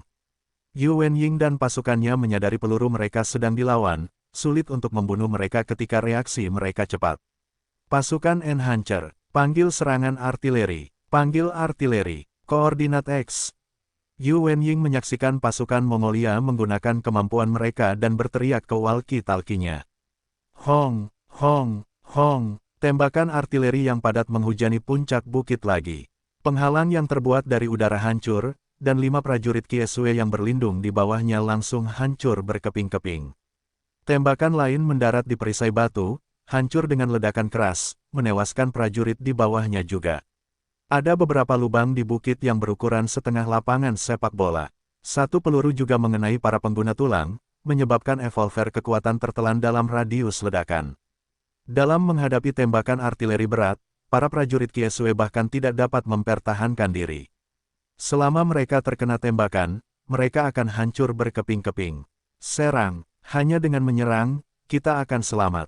Di tengah tembakan artileri, Zelimu meraung sambil mengayunkan golok peraknya dengan liar, berjalan menaiki bukit. Anggota tentara Kiesue dan tentara Mongol yang selamat dipimpin oleh Zelimu menuju puncak bukit di tengah tembakan artileri. Di sanalah tempat yang paling aman, karena pasukan pemenang tidak akan menghujani rakyatnya dengan artileri. Sebagai seorang evolver puncak, kecepatan Zelimu sangat menakutkan saat ia mengerahkan seluruh kemampuannya. Ia bagaikan embusan angin yang menghindari peluru yang tak terhitung jumlahnya saat ia mencapai salah satu terowongan di puncak bukit. Dengan sekejap goloknya, 2 prajurit elit dibantai. Setelah membunuh 2 prajurit elit itu, Zelimu melompat ke dalam terowongan, dan mulai memburu prajurit elit lainnya di dalam. Ia bagaikan dewa pembunuh yang ganas, membantai prajurit manapun yang ditemuinya. Tidak ada yang sebanding dengannya. Zelimu terkenal sebagai jenderal yang ganas di dalam pasukan Mongolia. Banyak kubu dan faksi yang dikepungnya tidak dapat menahan kekuatannya, dan ia bahkan secara pribadi telah mengalahkan banyak evolver di faksi-faksi itu. Seiring dengan pertumbuhan dan perluasan kekaisaran Mongolia, dia jarang sekali turun tangan untuk terlibat dalam pembantaian di garis depan. Akan tetapi, atas perintah Huerran, dia tidak punya pilihan selain menyerang, untuk menghancurkan bukit di depan mereka. Yu Wenying mendengar teriakan dan ratapan para prajurit, matanya sendiri juga berkilat karena haus darah saat dia menekan detonator di tangannya, bajingan sialan. Pergilah ke neraka, hong, hong, setelah ledakan keras yang tampaknya mengguncang bumi, terowongan tempat Zelimu menyerbu mulai meledak, dalam sekejap, dia hancur berkeping-keping dan terkubur di dalam terowongan. Yuezong tahu masalah dalam menghadapi para evolver tingkat puncak itu. Seorang ahli seperti itu dapat dengan mudah membunuh 2 prajurit elit. Hanya dengan menggunakan sejumlah besar bahan peledak, seorang evolver puncak dapat terbunuh. Oleh karena itu, di garis depan, telah banyak bahan peledak yang disiapkan sebelumnya, untuk menghadapi para evolver itu secara khusus. Jenderal Zelimu sudah mati. Bagaimana bisa jadi seperti ini? Zelimu sudah mati. Petik 2 petik 2. Para elit pasukan Kiesue dan juga pasukan Mongolia telah mencapai dekat puncak bukit, dan ketika mereka melihat ledakan yang menghanguskan Zelimu, wajah mereka menjadi pucat. Semangat juang langsung runtuh saat mereka mundur dengan cepat. Saat mereka melarikan diri, dari waktu ke waktu, beberapa dari mereka akan dihabisi oleh penembak jitu yang bersembunyi di atas bukit, menyebabkan mereka melarikan diri lebih cepat. Yu Wenying melihat mereka mundur dan menghela napas lega. Para elit pasukan sekutu benar-benar tidak mudah dihadapi. Tanpa dukungan artileri berat, bukit mereka mungkin telah direbut oleh musuh. Namun, karena serangan artileri yang tepat waktu, mereka secara ajaib mempertahankan kendali atas bukit tersebut. Itu dengan mengorbankan 21 saudara mereka. Ketika Hu Erran mendengar berita kematian Zelimu, wajahnya berubah saat dia bertanya, "Apa?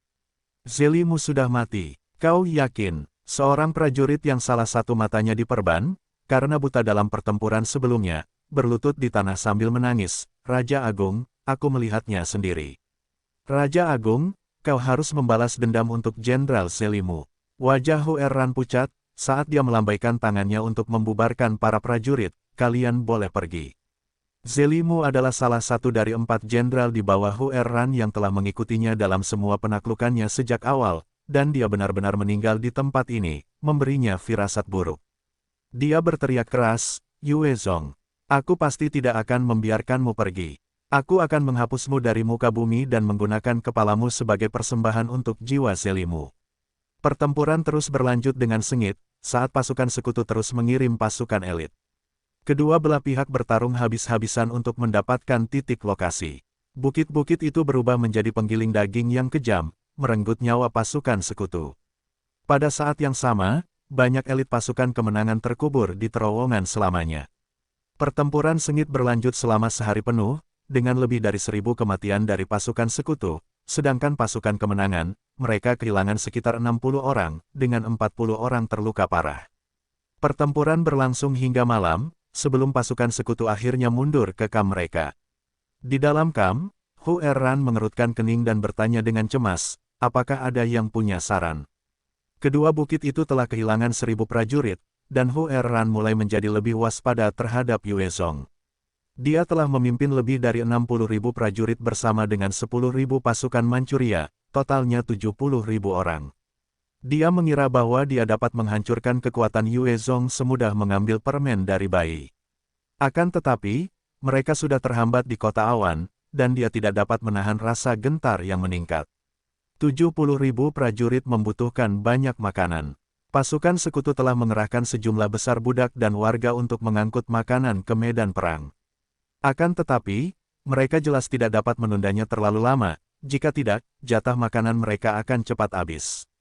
Aodo angkat bicara, musuh mampu mempertahankan posisi mereka karena dukungan artileri dari belakang. Saya rasa, kita harus menyebarkan pasukan kita, dan menyerang mereka dari 3 sudut yang berbeda, sehingga dukungan artileri mereka tidak dapat memfokuskan tembakan. Ini adalah satu-satunya cara untuk memperoleh kemenangan. Amu Sidai menjawab dengan sungguh-sungguh, "Benar sekali. Saya setuju dengan Aodo, hari ini kita terlalu fokus untuk merebut perbukitan, dan tidak berhasil mengirim satu orang pun ke perbukitan, itulah sebabnya kita tidak dapat memenangkannya." Meskipun mereka memiliki 70.000 prajurit, hanya ada jumlah terbatas yang dapat mereka tempatkan di atas bukit. Jika mereka mengirim terlalu banyak, maka artileri dari pasukan kemenangan akan langsung menembak dan meledakkan prajurit di atas bukit hingga tewas. Karena itulah Yu Wenying dan yang lainnya yakin dapat mempertahankan posisi mereka. Jika tidak, jika ke-3.000 orang itu berhasil menguasai seluruh bukit, jumlah mereka pasti cukup untuk menghancurkan pasukan Yu Wenying. Bo Erzi menjawab, "Saya merasa bahwa kita harus memanfaatkan keunggulan jumlah dan menyerang beberapa posisi sekaligus. Dengan begitu, besok, kita pasti akan mendapatkan kota awan." Para jenderal lainnya juga memberikan saran mereka sendiri. Mereka semua mencoba mengandalkan fakta bahwa mereka memiliki jumlah yang lebih banyak. Lebih jauh lagi, dengan 24 helikopter serbu yang menunggu di belakang, mereka secara alami dipenuhi dengan keyakinan dalam menghadapi Yue Zong. Ketika pertemuan berlangsung beberapa saat, pada saat itu berakhir, para jenderal semua mundur kembali ke tempat tinggal mereka sendiri untuk beristirahat malam, sebagai persiapan untuk pertempuran keesokan harinya. Dalam kegelapan malam, pasukan berkuda yang kuat berjumlah 1.000 orang muncul di kejauhan. Yue Zong mengamati perkemahan besar yang berisi pasukan sekutu, matanya bersinar dengan kilatan aneh, 70.000 orang, kalian benar-benar membuatku malu. Kalian benar-benar mengerahkan begitu banyak orang untuk menyerangku. Tidak apa-apa bagiku, setidaknya sekarang aku bisa menghadapi kalian semua, kalau tidak, akan merepotkan untuk mencari kalian semua. Yue Zong kemudian menunjuk ke perkemahan dengan dingin, BL, basmi mereka semua. Singkirkan apapun yang melawan dan apapun yang bergerak. Ya, Tuan, BL menjawab dengan hangat, melambaikan tangannya, dan gelombang roh yang kuat menyelimuti semua trin di dekatnya. Ada 1000 trin, 10 trin tipe 3, 6 trin tingkat tinggi, dan mereka mulai menyerang ke arah perkemahan. Meminjam perlindungan malam, pasukan trin mendekati perkemahan. 10 trin tipe 3 mengambil posisi garda depan, dengan kecepatan yang mencapai penghalang suara, menghancurkan semua pertahanan, kawat berduri baja, penghalang, dan menyerang langsung ke perkemahan. Apa itu? Seorang prajurit mendapati penglihatannya menjadi kabur di menara pengawas, ketika tiba-tiba, trin tipe 3 muncul tepat di depannya, dan dengan sekejap, otaknya terkoyak oleh cakar trin. Binatang, mutasi tipe 3 adalah keberadaan yang menakutkan, dan sementara kemampuan tempur dari 3 trin tipe 3 tidak dapat dibandingkan dengan petir, dan tidak memiliki kemampuan bawaan, kekuatan tempur mereka adalah sesuatu yang lain. Saat mereka menyerang sekelompok orang itu, mereka dengan mudahnya mencabik-cabik kepala para prajurit. Saat ke-10 trin tipe 3 menyerbu ke perkemahan, mereka mulai membantai para prajurit. Saat prajurit manapun memperlihatkan wajah mereka, mereka langsung dipenggal. Ke-6 trin tingkat tinggi itu seperti tank yang melaju kencang di perkemahan, tangan mereka menghancurkan pertahanan dengan mudah, dan setiap kepalan tangan mereka dapat menghancurkan perlawanan apapun menjadi bubur. Sejumlah besar trin tingkat rendah menyerbu melalui lubang-lubang di perkemahan yang dibuat oleh trin tingkat tinggi, dan mengalir ke perkemahan seperti banjir. Bunuh! Yue Zong menunggangi seekor kuda jantan bersisik hitam, memeluk Yin Xuang erat-erat, memimpin 1000 pasukan elit langsung ke dalam kamp. Menghadapi serangan malam yang tiba-tiba, seluruh kamp menjadi kacau, dan para prajurit tidak dapat menemukan komandan mereka, atau sebaliknya, dan setiap kali seorang prajurit muncul dari tenda, leher mereka akan terpelintir.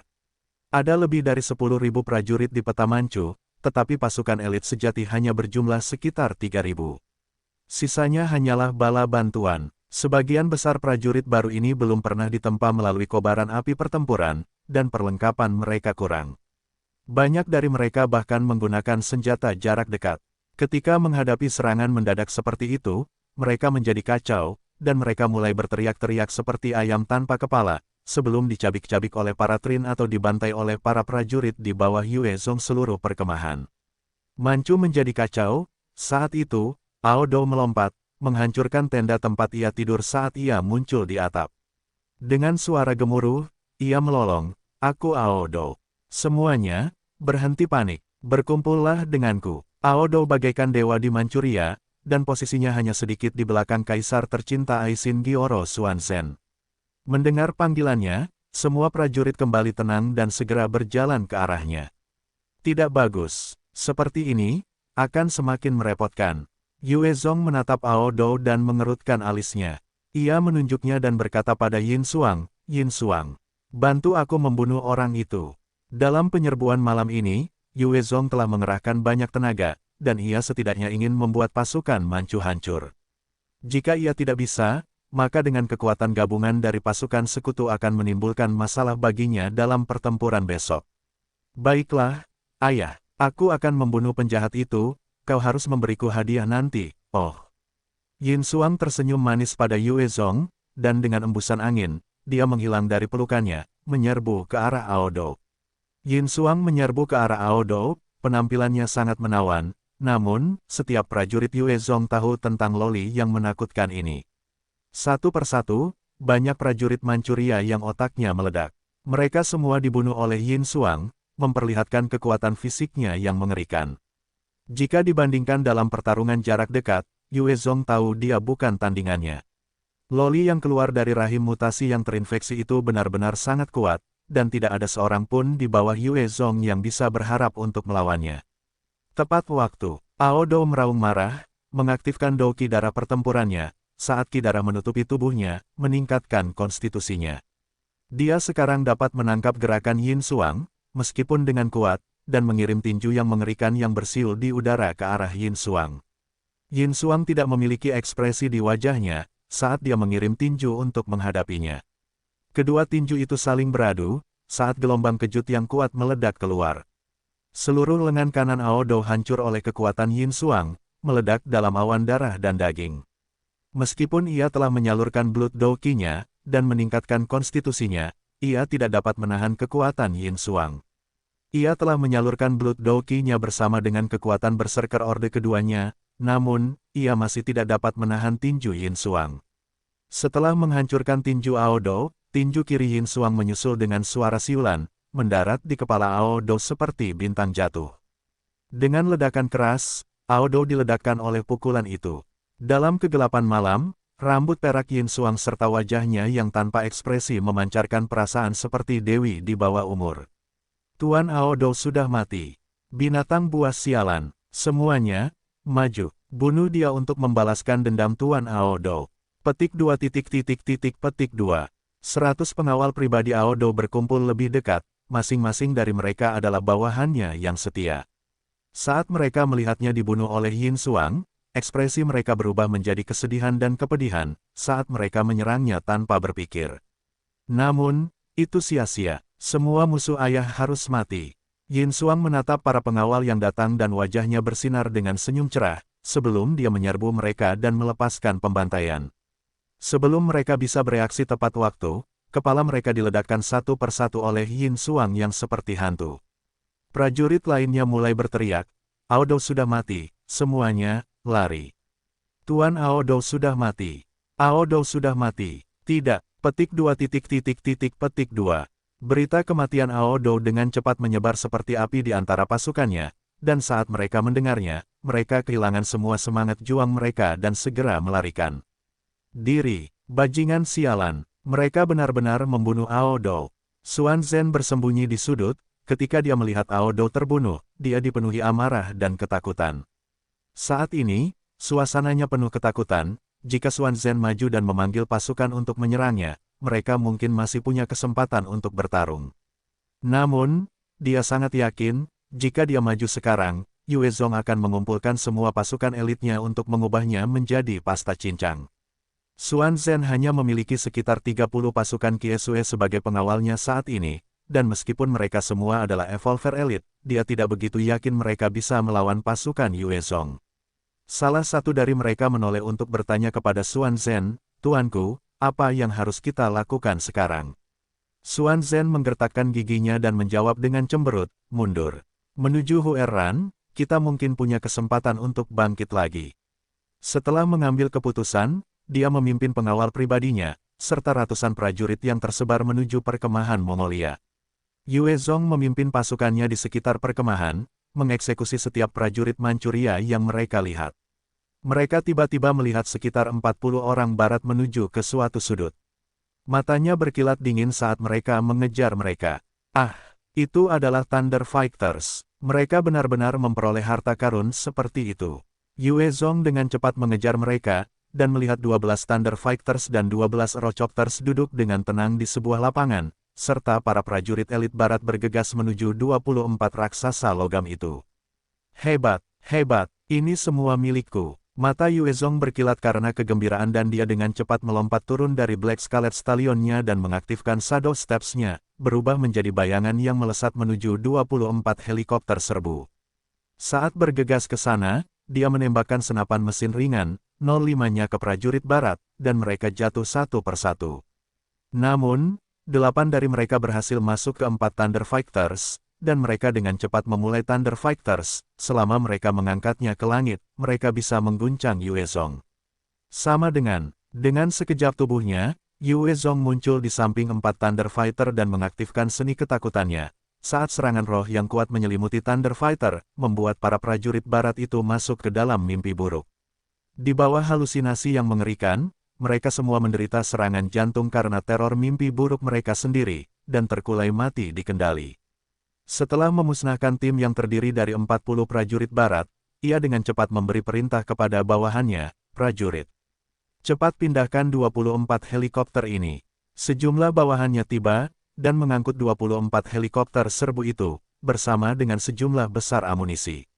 Setelah menyerang jantung perkemahan Manchu, Yue Zong dengan cepat memimpin pasukan untuk mengamati perkemahan Mongolia. Saat itu, perkemahan Mongolia sudah dalam keadaan siaga penuh, dan banyak prajurit telah kembali ke titik jaga mereka, mengamati pasukan Yue Zong dengan haus darah. Yue Zong mengamati mereka sejenak, sebelum memberi perintah, mundur. Saat ini, perkemahan Mongolia telah melakukan persiapan. Jika Yue Zong bersikeras menyerang mereka, satu-satunya pilihan yang ada adalah menyerbu garis depan. Bahkan jika Yue Zong memiliki keuntungan di malam hari, untuk mengalahkan pasukan berkekuatan 60.000 orang, pasukannya harus membayar harga yang mahal. Yue Zong tidak ingin bawahannya mati sia-sia. Atas perintah Yue Zong, pasukan Trin dan juga prajurit elit mulai mundur, meninggalkan sepetak besar api di tempat perkemahan Manchu. Xuan Zhen mendatangi Hu Erran dan memohon, "Han Agung, tolong bantu aku membalas dendam." Hu Erran melihat perkemahan Manchu yang terbakar, wajahnya berubah muram. Dia tidak pernah menyangka Yue Zong akan melancarkan serangan malam terlebih dahulu, menghancurkan pasukan Manchu. Mereka adalah pasukan yang terdiri dari lebih dari 10.000 orang, dengan Hao Dou sebagai jenderal mereka, namun mereka telah dikalahkan di tangan Yue Zong. Dia sekarang sangat berhati-hati terhadap Yue Zong. Wajah Hu Erran tiba-tiba berubah muram saat ia memikirkan sesuatu. Bagaimana dengan helikopter di kampmu? Wajah Xuan Zhen juga berubah muram, tidak begitu yakin. Kurasa mereka pasti mendarat di tangan Yue Zong. Wajah Hu Erran berubah muram saat ia mengumpat, "Dasar idiot. Kau benar-benar membiarkan mereka mendapatkan helikopter berharga itu. Apa otakmu seperti babi?" Yue Zong sudah memiliki 8 Thunder Fighter, dan ia cukup menakutkan. Sekarang setelah ia mendapatkan 12 lagi, sebagai tambahan, 12 Eurocopter lagi, Hu Erran tidak berani berpikir bagaimana faksi manapun bisa melawan Yue Zong. Ketika Xuan Zhen mendengar umpatan Hu Erran, wajahnya berubah muram, tetapi ia tidak bisa tidak membantah, dan ia tidak berani membuat Hu Erran marah lebih jauh. Jika ia memutuskan untuk menghentikan kerjasama dan membunuh Xuan Zhen, tidak ada yang bisa ia lakukan. Amu Sidai datang di depan Hu Erran dan bertanya dengan serius, "Han Agung, apa yang harus kita lakukan sekarang?" Semua jenderal Mongolia menoleh untuk melihat Hu Erran, mereka semua tahu bahwa sekarang situasinya sangat buruk. Dengan 32 helikopter serbu, Yue Zong telah menjadi eksistensi yang tidak dapat mereka hadapi. Bahkan jika mereka menyerang dengan seluruh kekuatan mereka, paling banyak, mereka hanya dapat menjatuhkan beberapa, tetapi sisanya akan menghancurkan tank, artileri, serta infanteri mereka. Hu Erran mengamati kota awan di kejauhan, serta kota Kimu di belakangnya. Meskipun ia masih memiliki pasukan berkekuatan 60.000 orang, ia tahu bahwa mengalahkan Yue Zong sekarang adalah tugas yang mustahil. Sebagai seorang panglima perang, karena ia tahu dengan jelas tentang kemustahilan itu, ia memutuskan untuk menghentikan serangan dengan tegas, mundur. Semua pasukan harus segera mundur. Duoki Muge, bawa 3.000 penunggang kuda untuk melindungi kita. Pastikan untuk melindungi jalan mundur kita. Dengan tertutupnya malam, pasukan Kekaisaran Mongolia yang berkekuatan 60.000 orang mulai mundur. Hu Erran sangat yakin bahwa saat fajar tiba, Yue Zong akan memimpin pasukannya bersama dengan 36 helikopter serbu untuk menyerang pasukannya. Pada saat itu, pasukan utamanya pasti akan dikalahkan, dan tidak akan ada satu faksi pun yang dapat menahan perluasan wilayah Yue Zong saat itu. Mereka benar-benar mundur. Sepertinya Raja Mongolia ini tidak bodoh. Di tengah malam, Yue Zong menunggangi kuda jantan bersisik hitam, sambil menatap dingin ke arah pasukan Mongolia yang mundur dan berpikir dengan tenang. Dengan bantuan kegelapan, kemampuan tempur pasukan sekutu sebagian besar terbatas. Pasukan Yue Zong juga tidak luput darinya, dan satu-satunya orang yang tidak terpengaruh oleh kegelapan adalah Yue Zong, Yin Xuang, Tenpyo Saka dan Biel, serta beberapa evolver dan trin lainnya. Serang, bunuh mereka semua. Yue Zong kemudian memberi perintah dingin, sebelum bergegas menuju 3.000 pasukan Duoki Muge. Baik, Biel melambaikan tangannya saat pikirannya menyebar, menyelimuti para trin, dan mata mereka bersinar dan menjadi merah, sebelum menyerang ke arah 3.000 penunggang kuda Duoki Muge. Yue Zong sendiri membawa Yin Xuang bersamanya saat ia berkuda menuju 3.000 prajurit. Ia memiliki kekuatan tempur untuk memusnahkan seluruh batalion sendirian. Duoki Muge memperhatikan pasukan trin dan berteriak marah sambil menunjuk mereka, meneriakkan perintah kepada 3.000 penunggang kuda di belakangnya, untuk Kekaisaran Mongolia, untuk Khagan Surgawi, untuk saudara-saudari kita, semuanya, serang. Para trin itu tidak terlalu besar, dan banyak yang terlempar ke udara oleh serbuan kuda, sebelum dihancurkan menjadi pasta daging oleh para penunggang kuda di belakang. 3.000 pengendara menyerang dengan penerimaan atas kematian mereka dan berhasil mengiris sejumlah besar trin, membunuh mereka. Pada saat ini, 6 trin mengerikan sekitar 8 meter berdiri di depan dan menghalangi jalan para pengendara. Para pengendara menghantam tubuh trin tingkat tinggi dan banyak yang mati saat terkena benturan. Para trin menamparkan dengan tangan mereka yang besar, meratakan puluhan pengendara menjadi pasta daging. Para pengendara di depan yang tidak punya waktu untuk berhenti menabrak trin, seolah-olah bunuh diri dengan membanting ke batu-batu besar. 10 trin tipe 3 juga ganas tak tertandingi, menyerang kuda-kuda yang berlari kencang, meledakkan Black Stallion, sebelum meraih para pengendara dan mencabik-cabik jantung mereka untuk dimakan. Serangan mereka dihentikan dengan paksa oleh para trin tingkat tinggi, dan 3.000 pengendara itu langsung dibantai habis-habisan oleh para trin. Di malam yang gelap, penglihatan mereka terbatas, dan reaksi mereka sangat terhambat. Para trin tidak hanya tidak terpengaruh, beberapa dari mereka bahkan adalah makhluk level 30, dan semuanya sangat lincah. Mereka seperti monyet yang berkelok-kelok, mencabik-cabik hati para pengendara sambil memenggal kepala mereka. Itu benar-benar pemandangan yang berdarah. Pergilah ke neraka, orang-orang aneh. Pergi dan matilah. Duoki Muge adalah seorang evolver yang ganas, dan dia mengayunkan bilahnya yang besar yang menebas dengan beberapa bilah-bilah. Kelincahannya 15 kali lipat dari orang normal, dan ketika dia menebas dengan kekuatan maksimalnya, kecepatan bilah-bilah itu melampaui penghalang suara. Di bawah serangan tirani itu, banyak trin tercabik-cabik. Tepat saat ia membantai para trin dengan liar, ia tiba-tiba merasakan bahaya yang hebat, dan tepat saat ia merasakannya, seekor odachi muncul dalam kegelapan, mengiris lehernya. Kepalanya berguling dari leher ke tanah, dengan mata yang masih terbuka lebar karena tidak percaya. Ia tidak menyangka akan mati seperti itu di tangan seorang pembunuh. Saat Duoki Muge tewas, 2.000 penunggang yang tersisa mulai bubar karena takut, karena kehilangan keinginan untuk bertarung. Mereka meninggalkan senjata dan kuda mereka dan mencoba melarikan diri ke arah yang berbeda. Tinggalkan 300 trin di belakang untuk menghabisi mereka di sini. Sisanya, ikuti aku. Yue Zong melihat bahwa semuanya hampir selesai di sini, dan dengan cepat memberi perintah kepada BL. Ia mengangguk dan melambaikan tangan, mengirimkan gelombang otaknya, dan 500 trin level rendah terus mengejar para penunggang Mongolia yang tersebar, sementara sisanya bergabung dengan 6 trin level tinggi seperti tank saat mereka mengikuti Yue Zong menuju pasukan utama Huerran. Pasukan Mongolia yang bersenjata jarak dekat berada pada posisi yang kurang menguntungkan dalam peperangan modern. Kebanyakan dari mereka hanyalah orang-orang lokal yang tahu cara menggembalakan ternak sebelum kiamat. Dengan sedikit latihan, mereka bisa menjadi penunggang kuda yang baik, tetapi jika mereka mati, Huerran tidak akan merasa terlalu buruk. Yue Zong ingin menghancurkan senjata dan ransum Huerran. Sebanyak 57.000 pasukan yang tersisa mundur, tetapi karena gelapnya malam, kecepatan mereka terhambat. Ini karena mereka memiliki banyak ransum, amunisi artileri, senjata, dan sumber daya lainnya. Selain itu, ada sekitar 30.000 budak selain tentara, dan mereka dimanfaatkan untuk memindahkan sumber daya serta peralatan dan perkakas lain untuk pemeliharaan dan tugas-tugas kasar. Jika diperlukan, mereka juga dapat dikerahkan sebagai umpan meriam, menggunakan nyawa mereka untuk membuat perangkap dan parit. Lebih dari 80.000 orang membentuk barisan panjang beberapa mil saat mereka bepergian. 8.000 pasukan yang kuat mengawasi perjalanan tersebut. Huerran telah secara khusus mengerahkan mereka untuk mencegah Yue Zong melancarkan serangan diam-diam.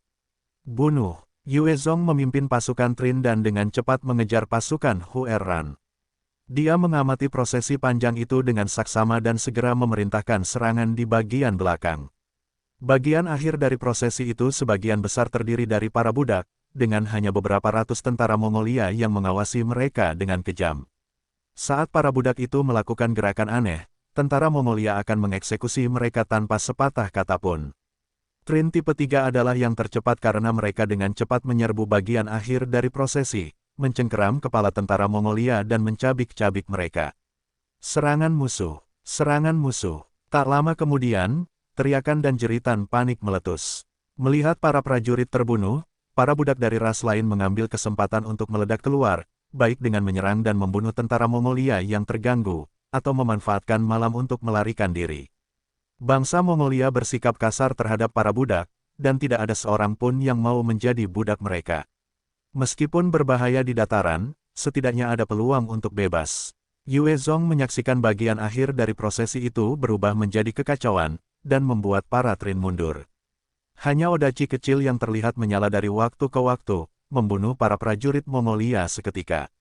Ketika para prajurit itu tewas, senjata di tangan mereka langsung direbut oleh para budak, dan mereka akan menggunakan senjata ini untuk mendatangkan malapetaka dan membalas dendam kepada prajurit lain dalam kemarahan dan kegilaan mereka. Para prajurit Mongolia dibantai setiap detiknya, dan semakin banyak budak yang ikut serta dalam pembantaian itu. Itu seperti reaksi berantai, menyebabkan semakin banyak prosesi menjadi kacau. 4 pasukan pengawas yang mengawal di sisi dengan cepat menyerang balik seperti angin. Singkirkan mereka. Yue Zong menunjuk ke salah satu dari 1000 pasukan yang kuat, saat dia menunggangi kuda jantan bersisik hitamnya tepat ke arah mereka. Semua Trin mengikuti dan menyerang para penunggang pengawal. Yin Xuang masih yang tercepat, saat dia melompat dari lengan Yue Zong, dia berubah menjadi embusan angin yang bertiup tepat ke tengah-tengah para penunggang. Dia mengayunkan tinjunya yang pucat, dan banyak penunggang yang kepalanya meledak karena benturan itu. Mengikuti adalah 10 Trin tipe 3, yang dapat mencabik-cabik Black Scarlet Stallion dengan satu serangan cakar, dan mereka menggali hati para penunggang dengan cara yang kejam. 6 Trin tingkat tinggi juga menyerang seperti tank, setiap gerakan tangan mereka menghancurkan puluhan penunggang menjadi pasta daging. Dalam sedetik, pemimpin dari 1000 penunggang kuda itu jantungnya tercabik-cabik oleh 1 Trin tipe 3 setelah Trin itu menghancurkan kuda jantan bersisik hitam yang ditungganginya. Setelah kehilangan pemimpin mereka, para penunggang kuda lainnya segera menjadi bingung dan panik di tengah serangan dari Trin tipe 3 dan 6 Trin tingkat tinggi. Pasukan Yue Zong telah menghancurkan unit pengawal ini ketika 3 unit penunggang kuda menyerbu tepat ke arah Yue Zong dari arah yang berbeda. Mereka dengan berani melancarkan serangan ke unit Yue Zong. 3 unit penunggang kuda lainnya menyerbu melalui kelompok Trin, memanfaatkan momentum mereka untuk membunuh sejumlah dari mereka. Namun, dihadapkan dengan serangan agresif dari 6 Trin tingkat tinggi serta 10 Trin tipe 3, anggota inti. Mereka dengan cepat dimutilasi dan dirobek, dan sisanya tersebar. 6 Trin tingkat tinggi pada dasarnya tak terkalahkan dalam pertempuran jarak dekat, dan prajurit yang paling berani pun dapat menyerang semau mereka, tetapi itu sama saja dengan bunuh diri. Hanya meriam dan artileri berat yang mungkin dapat memberikan kerusakan pada mereka.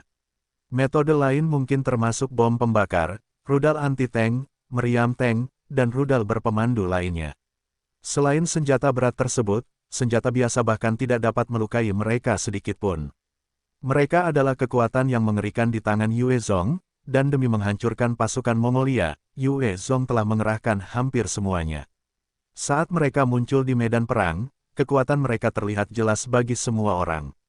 Setelah mengalahkan 4.000 penunggang kuda, Yue Zong memimpin para Trin untuk membantai anggota yang tersisa yang melarikan diri, tidak membiarkan mereka berkumpul kembali atau mengatur ulang. Seorang jenderal bergegas dengan tergesa-gesa di samping Hu Erran dan berlutut, suaranya mendesak, "Han Agung. Han Agung." Yue Zong si anjing gila itu telah mengejar, dan dia memimpin pasukan monster yang mengerikan saat mereka membantai barisan belakang kita. Para budak di belakang juga telah memberontak. Bagaimana saya harus melanjutkan? Mohon saran, Han Agung.